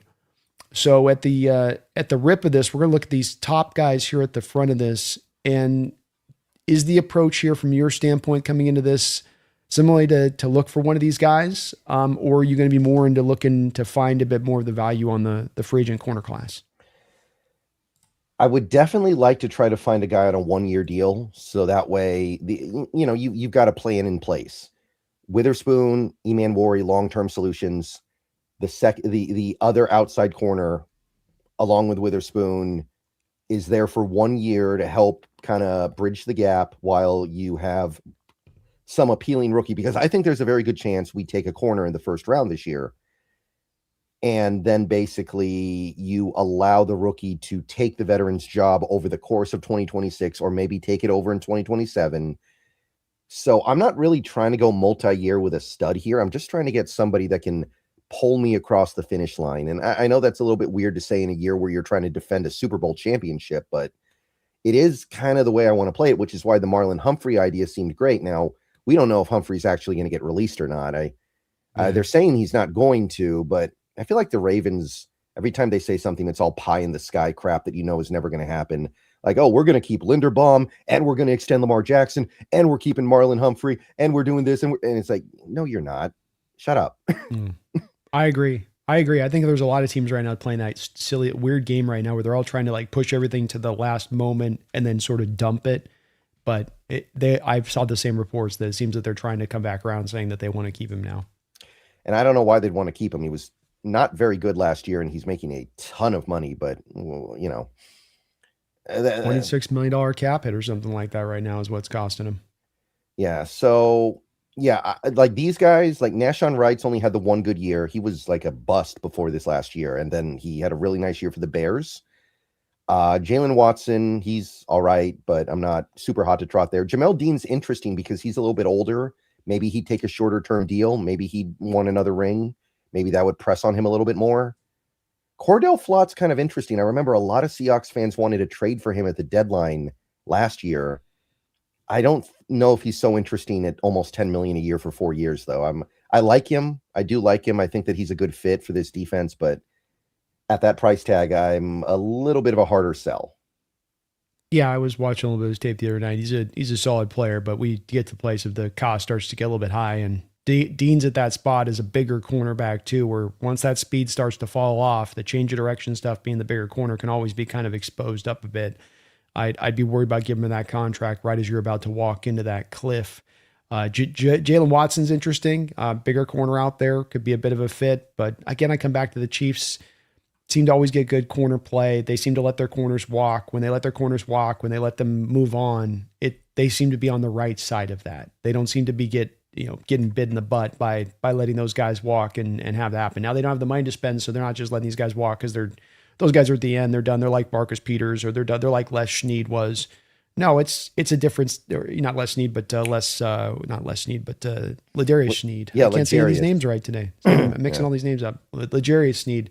So they do tend to they tend to let the guys walk at the right times, but a little too costly on these deals from my perspective. I wouldn't hate the Watson deal. Flott's interesting, especially you get him on a little bit lesser or a 3-year deal, and you essentially kind of get him as that low pay guy that you can get as insurance for the guy you maybe draft, but just a little bit too high priced. We do got a donation here. Pandemodium Bad, thank you for the $5 donation.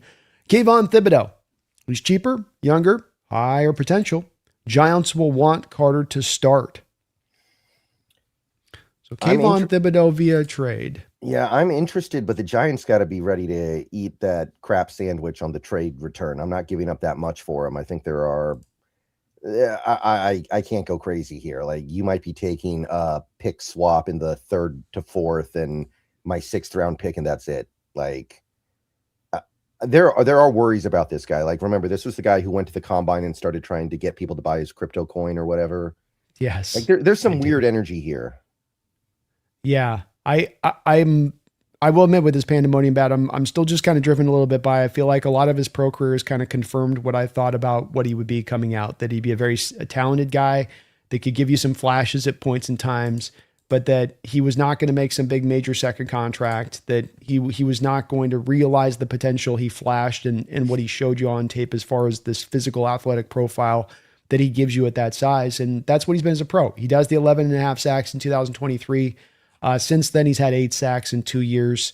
I don't see, in watching his tape, a lot of fire or get after it spirit. The type of same rally to the ball energy that you saw 1 through 11 on our defense, I don't see from Kavon Thibodeaux. And I think that's something that this team's going to look to target for players that they want to add on to this. As well, he's got a $14.5 million cap hit next year. So you bring him in and he takes this chunk of cap, and then you got him for 1 year and then he's going to walk. If like in a Brennan scenario, I guess if you're swapping picks or doing something like that, maybe the cost is so insignificant as far as what you're giving up on the front that it makes sense at that point. But that would be my concern, is that you're paying for a guy that doesn't got a lot of upside really to give you left there. Really, you only get him for a year, and the price is pretty high as far as the cap cost goes. Yeah, and we got some breaking news. We got some Seattle Seahawks breaking news, actually.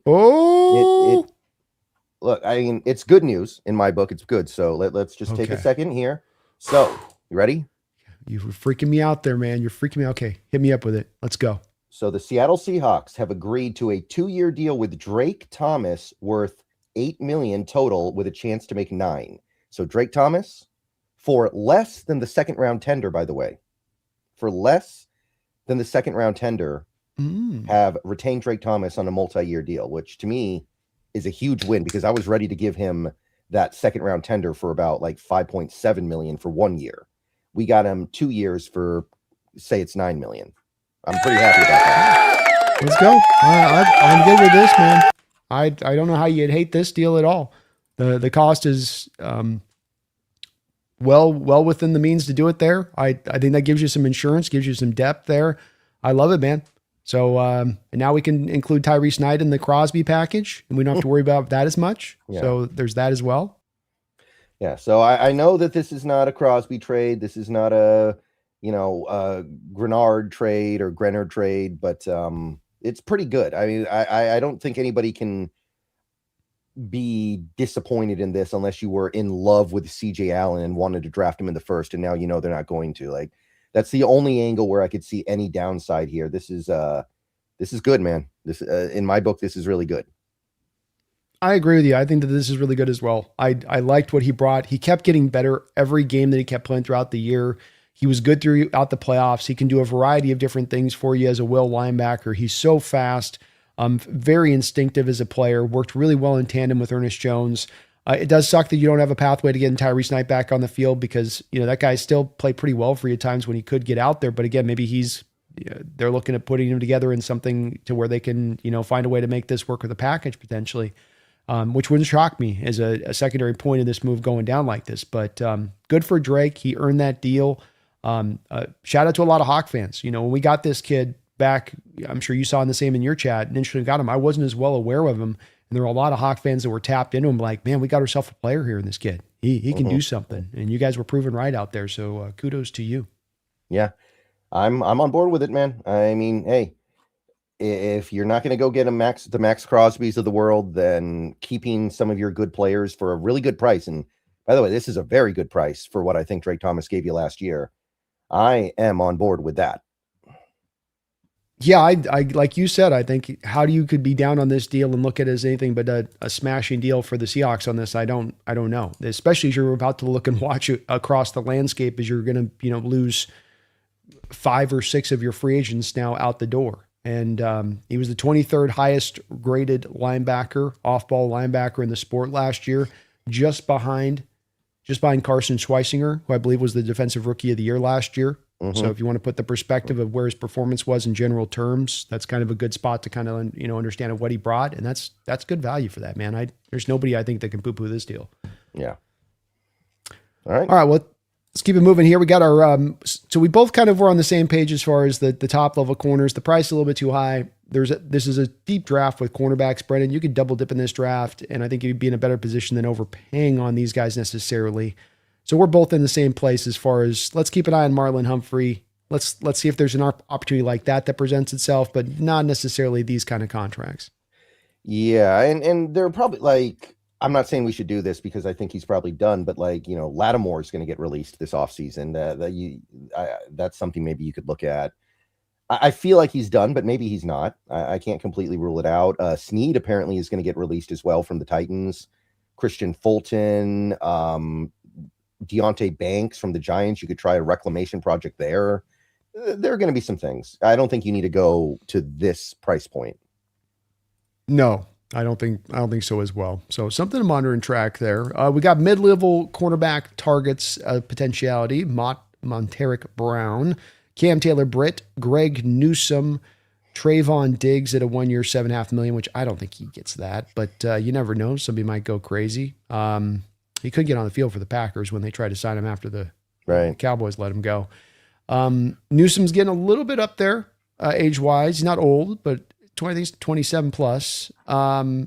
Taylor-Britt's probably more of an inside-outside guy. You'd want to get him for as much of what he could do inside as much what he does outside.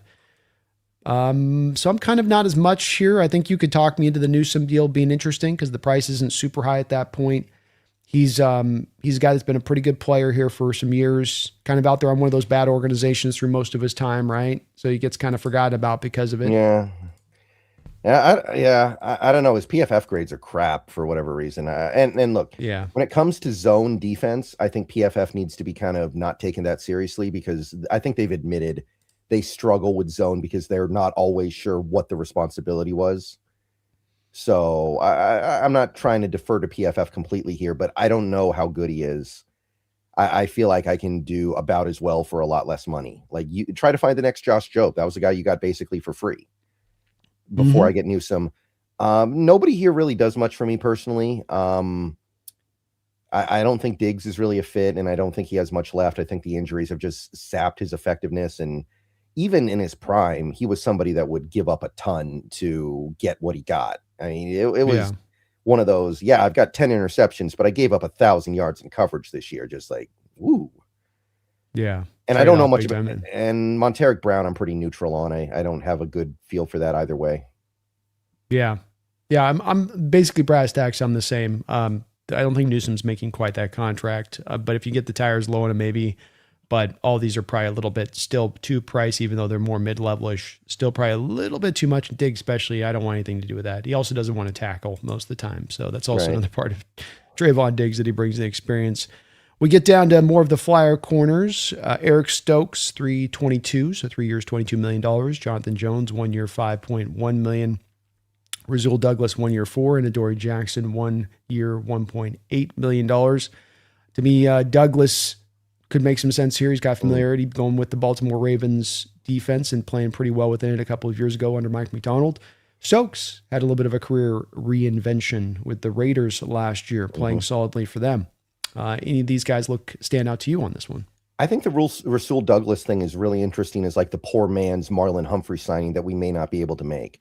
Like just tide us over for 1 year, provide veteran leadership for rookie X, and just be the number 2 corner alongside 2 really awesome players in Witherspoon and Eman Wari, and just give us what you got. And by the end of the year, you might be on the bench. You'll be gone for sure after the year for the rookie to take over, but we need you for that 1 year. And if it's 1 year, $4 million, you're going to get your money's worth. Douglas was good last year. I was looking at some of the numbers. He was actually pretty darn effective. I don't think. Go ahead. No, you're good. Yeah. I don't think Stokes is going to get 3 years. Like, I know he had a little bit of a resurgence with the Raiders. I don't see 3 years. I think he's probably going to have to prove himself on a higher level first. I was a huge Eric Stokes fan in that draft, but that was a long time ago. Yeah, it took him a while to come around, man. He never got it done with the Packers. It's one of those ones you get a little bit worried about a guy taking that long for the realization to hit, or for the potential to finally hit, I guess you should say. But I like the Douglas one a lot too. It's good value signing. He's been solid. A guy that's bounced around, but again too, knows the system, hits the ground running. There's no need to have to learn the ropes and everything. He just comes in and knows what he needs to do and how to get it done. So I love it as an alternative to a Humphrey signing, and wouldn't impact you a lot on the whole compensatory front as we start to try to play that game. Yeah. Go ahead. Yeah, and I think Jonathan Jones is like 4 feet tall or something. I'm not super isn't he like one of the really tiny guys? Yeah. He actually has played he's played on the outside a lot in his career, surprisingly, and some of it's because of necessity. But Adoree was really bad last year. But I mean, if you're talking about getting that veteran corner, if you have like no money to spend, that's not terrible, because he was pretty good in 2024. I think you could do a little bit worse than that. I think he's got nothing left, but you're not going to have to spend much money to find out. I don't hate it if we're talking about a scenario where you're just broke and you need a corner, and that's the best you can do. Yeah, and maybe just the options are what they are at that point, with it. And it's not a big cost as far as taking a flyer to guy at $2 million at that point. So it's like, you feel fine doing it. You're like, all right, we can get away with it. It's not going to hurt the books.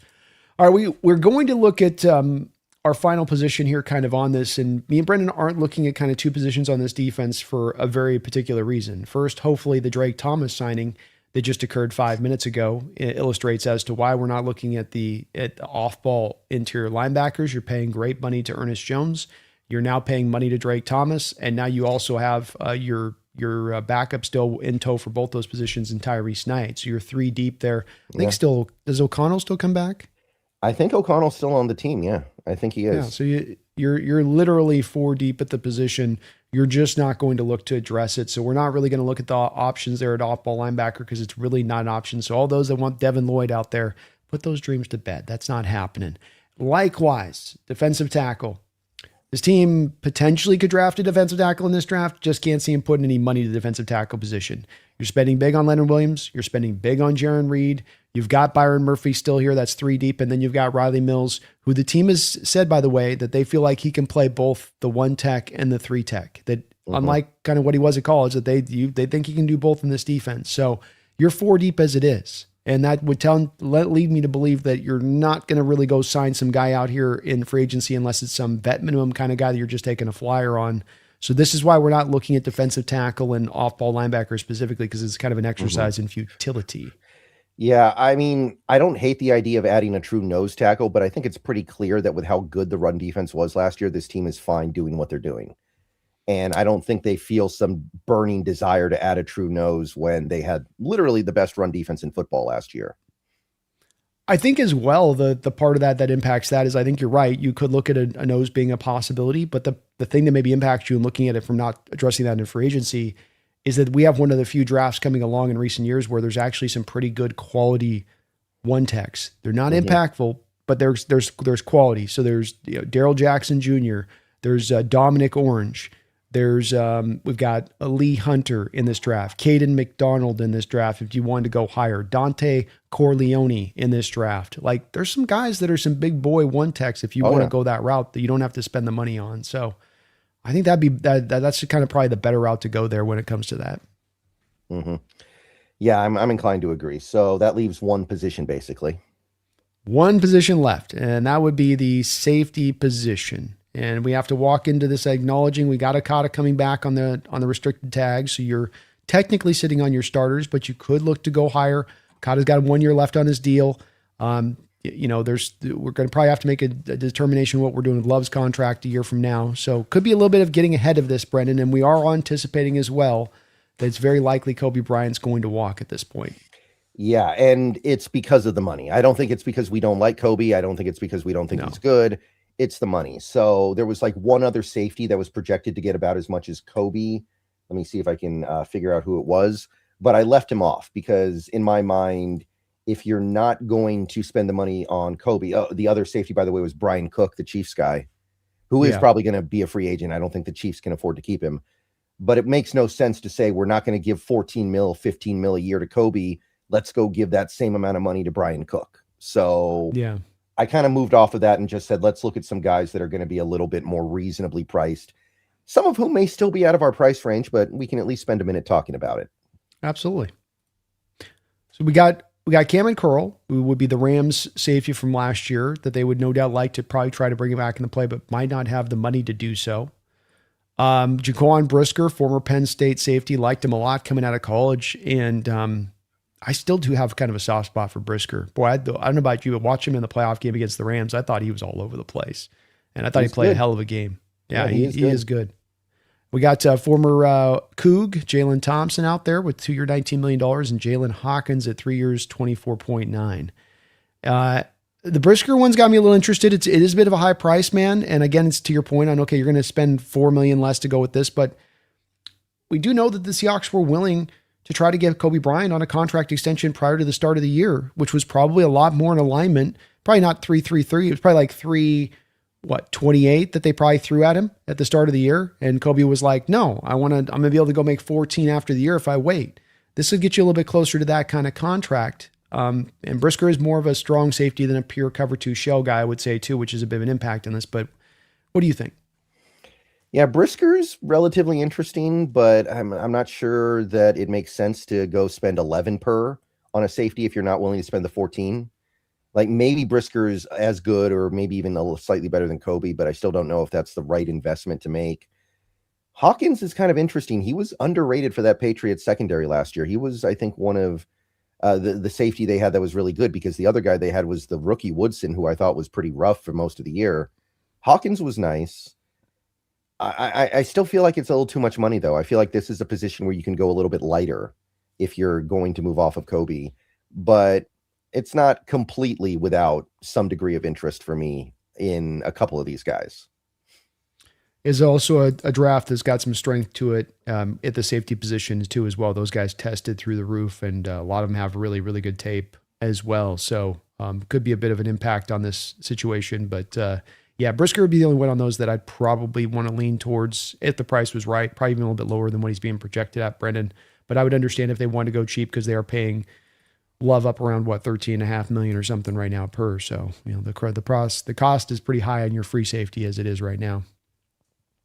We get to mid-level safety options, which can go a little bit lesser than, maybe counterbalance this a bit. We got Kevin Byard, 2 year, $15.7 million deal, coming off a good year with the Bears, ball hawk at the position.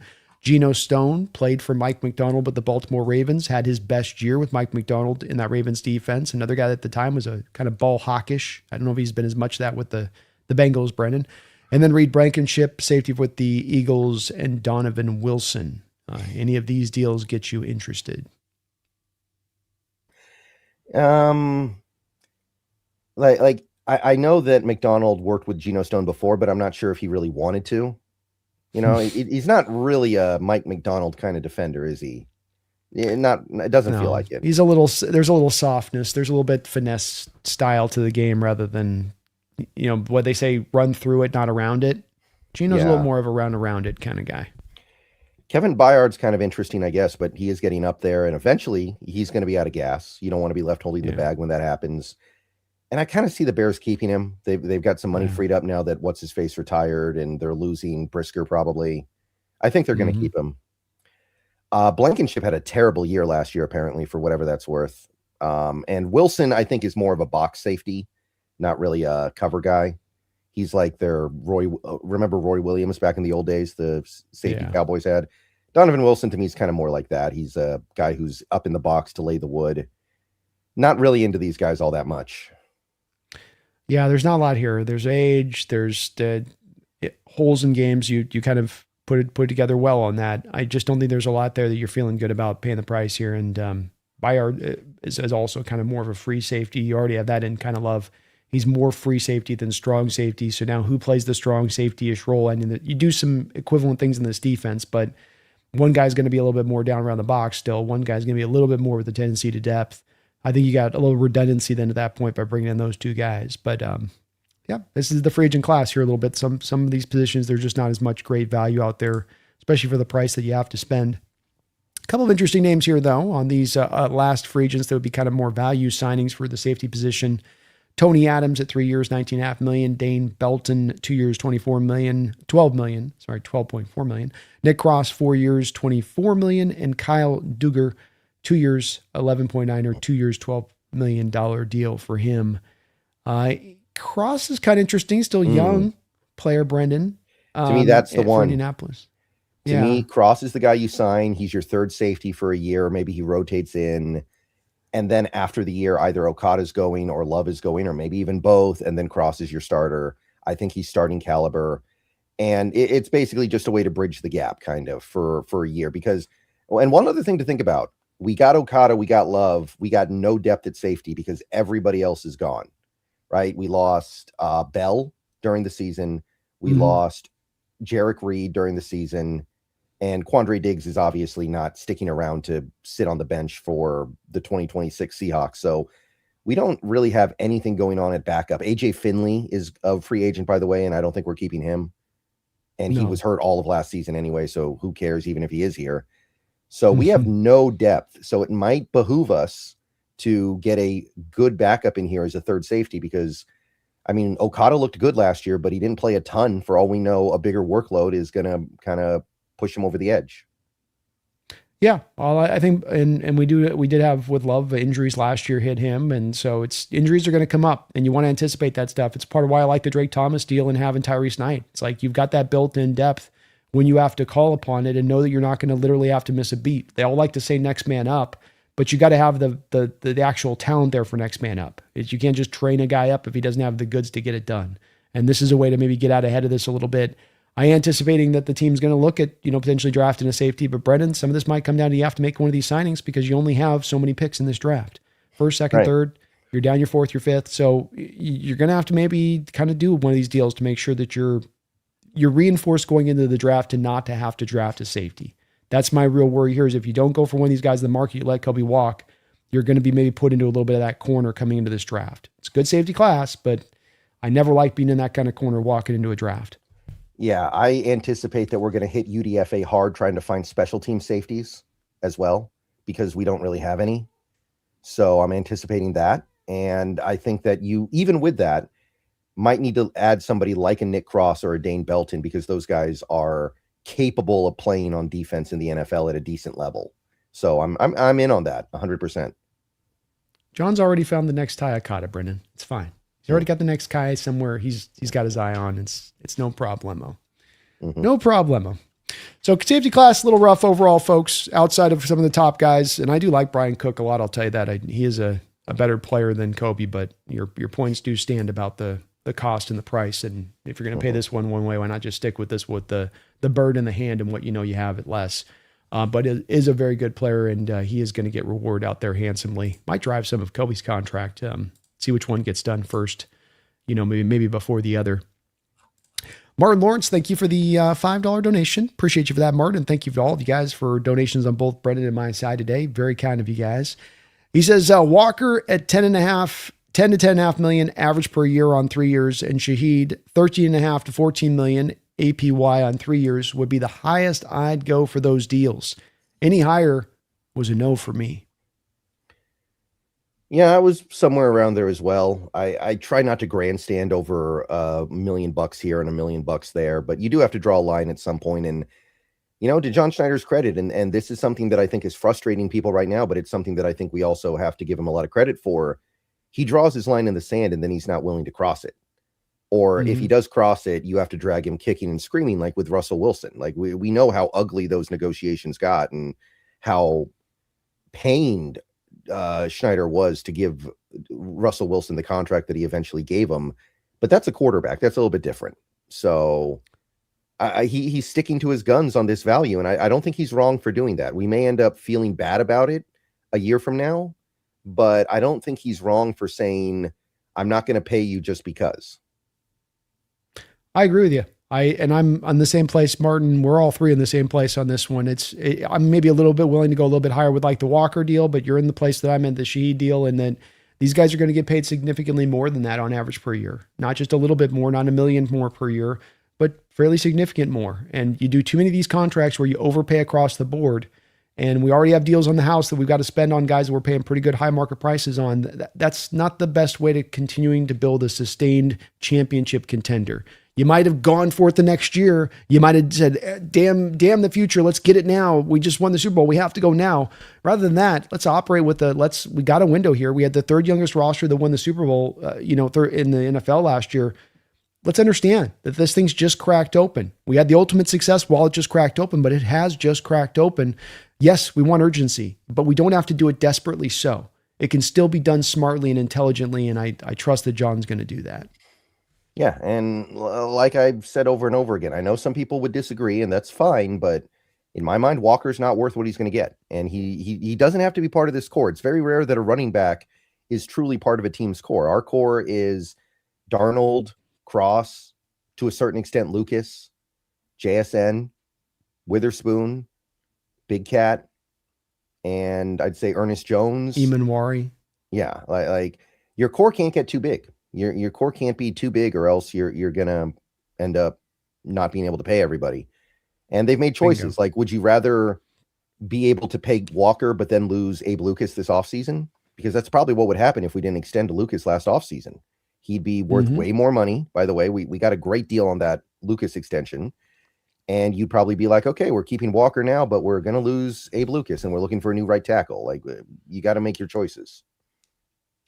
You got to make your choices. And this is a really great timing on this, Martin, as we wrap up this to cover this point that we talked about at the top of the show. You know, me and Brendan get a lot of feedback we can kind of take a pulse of where the fan base is a lot of times based on, the research we do, but also what we hear from our own individual communities. And there is a sense right now of people tapping their toe and kind of getting a little bit like, what's John doing? And a bit of a questioning there with it. And I on one hand, I love the competitiveness from the fan base that we're trying to drive to get back there again, that you're not satiated by a championship. You want a damn dynasty. And I dig that about you. And Brendan and I know dig that about you. But at the same point in time, we want to counterbalance it with understanding that John Schneider has stuffed the camel through the eye of the needle in the last year. He went out there and got you a Super Bowl with that third youngest roster. He went out there and got you that Super Bowl when everybody last year was raking him across the coals for the moves. Geno Smith for Sam Darnold swap? Cooper Kupp for DK Metcalf? You're going to replace DK Metcalf with Cooper. JSN's going to be your number one receiver. DeMarcus Lawrence? That's one of your big free agent signings? Oh, sure, DeMarcus. A Super Bowl. Yeah, you're chasing a Super Bowl. Right. Stuff can look really wonky in the moment. And you give it a little bit of time and stuff starts to materialize as to why this was intelligent or why this was smart. This guy is one of the best in the business and he's earned that right to be considered so. We had a question a few years ago about it a little bit with him, but a lot of that was also in wonder, Brendan, about Carroll and the impact he was having on those decisions as a guy that could have more overrule power over John. And once that overrule power got removed, we've seen a different John Schneider. We've seen a different gear in how he's operated and how he's performed. And I think we've got to put some trust and faith in that understanding that since he's made that change, not only have you had great successes and great signings and smart moves, you got the ultimate success. Your final thoughts on that, Brendan? Yeah, and again, the thing I keep saying is some of these things, it feels bad now. It does. I freely admit losing Ken Walker right after he wins Super Bowl MVP feels bad, but that's how it feels now. Maybe it's not going to feel that way in a month when we see who we replaced Ken Walker with for probably less money than Walker's going to get. Almost certainly, in fact, because he's going to become one of the highest paid running backs in football.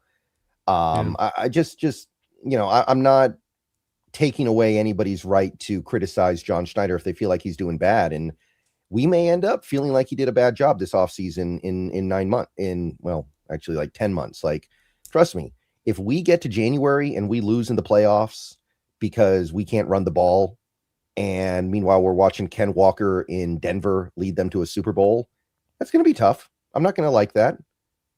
But at the same time, where we stand right now, I see the logic behind what's being done, and I'm willing to roll with it. And I'm willing to say that it is the correct thing to do right now. Yeah. Well said on it, man. And how many people last year, Drew Dahlman, this last week retired. We were, and us included, were banging the drum to go sign that, and you didn't do it. We might see Clark there with Minnesota retire as well. The other center that was an option out there last year that everybody was Kelly, right? Kelly might retire as well out there. Fries didn't do a ton out there for him. He's okay. So a lot of the moves that John pounced on last year, that everybody was saying you had to go make, proven smart in retrospect. I think he's going to get this probably pretty right as well. Partially because, Brendan, I don't think there's the heat on him here. He gets to just make this decision purely from an intelligent look. I'm riding high. People have faith in me right now. I've been through the block on this before. I've been down this exact road before and know exactly the way I want to operate or what I can correct or do likewise I did before maybe. And I think that gives him ultimately a lot of advantages here over other general managers heading into this process that they don't have. Would you agree with that? Yeah, he deserves that right now. He deserves that right now at the very least, I think. Well, what I would say to people at the very least is wait to see where this free agency period leaves us. Don't react to just what we lose without taking into account what we're going to gain, because we're going to gain something. We're not going to lose all these players and then just replace them with guys off the street. I don't believe that. I don't think that's something this team would be willing to do. Like, this team wasn't willing to roll over and play dead after they traded Russell Wilson. And everybody thought they were gonna. They still weren't willing to do it. Like, they're not going to do it now. No, I don't see it in any way, shape, and form. So have patience, have faith, Seahawks fans out there. It's going to be rewarded. You just got to maybe wait a little bit longer than you'd like to on this. But we will be breaking down the free agent coverage. Both me and Brendan will be going live on the free agent days, covering the action as it goes down, blow by blow. We got the BMB show as well that will be hitting up next week, as well as after we got a couple of days of free agency to really be able to unpack what's going on, what went down, and give you guys the goods on what we think. I thank you guys for watching today. If you guys can for me, hit that like button, whether you're watching on Seahawks Brendan Nelson's side or the Hawks Nest as well. Please sub up on either side if you're not subbed up to the other side. Brendan does great work daily out here getting some uploads done on his side over it. So please do hit that sub button on either end of it. Really much appreciated, Brendan, you doing this with me throughout the off season. Really looking forward to this coverage here in the next week as to what goes on. Is what we've been a little bit of a wonder the last couple of weeks. Things have been a bit of a holding pattern. We're going to finally understand which direction this team can go, and there's just so many different roads they can head down. Right. And one thing I should say, I will be streaming all week next week, basically 8 hours a day, the whole week, to try to follow along with free agency and whatever the Seahawks do. I'll be breaking it live on stream all week. So it's going to be great. It's going to be fun. And I know we're going to do something. I don't know what it's going to be, but we're going to do something that at least interests us. So I'm ready for it. I want to see what John's going to do, and I'm going to be open-minded about it, because I did not really like what he did last offseason, and it ended up working out really well. Amen, man. Amen. That's that part of that, have that faith. Might look a little weird on the front end. Give it some time, and the plan will fully materialize for you in front of you. So please do catch us next week as we roll through that on both of our sides of it. We will be back next week with that B&B show wrap up on free agency, or the beginning points of free agency at least. Until next time, I shouldn't have to remind you guys, shouldn't have to let you know, but you know we're going to do so anyway. Don't you ever forget, don't you dare it, even those that get a little nervous as we're going into free agency. Trust in John. He will reward you for it. Hell, he just reward you with the Super Bowl. So please don't you forget, don't you dare. Don't you dare. Go Hawks. Real quick, outside upside, thank you for the $2. Oh, shoot. Sorry. My bad. We almost missed that one. Outside upside. You were awesome, man. Thank you for the Thank you for the $2 donation. Sorry, we almost missed that one, bro. But you were very awesome for dropping that in. Mm-hmm. And go Hawks. And upside, go Hawks. Thank you, man. Appreciate you watching the content. Appreciate all of you guys out there for hitting that like button, subbing up. And please, Seahawks, let's see what we can do. Thank you. Go Hawks. Appreciate you guys. Go Hawks.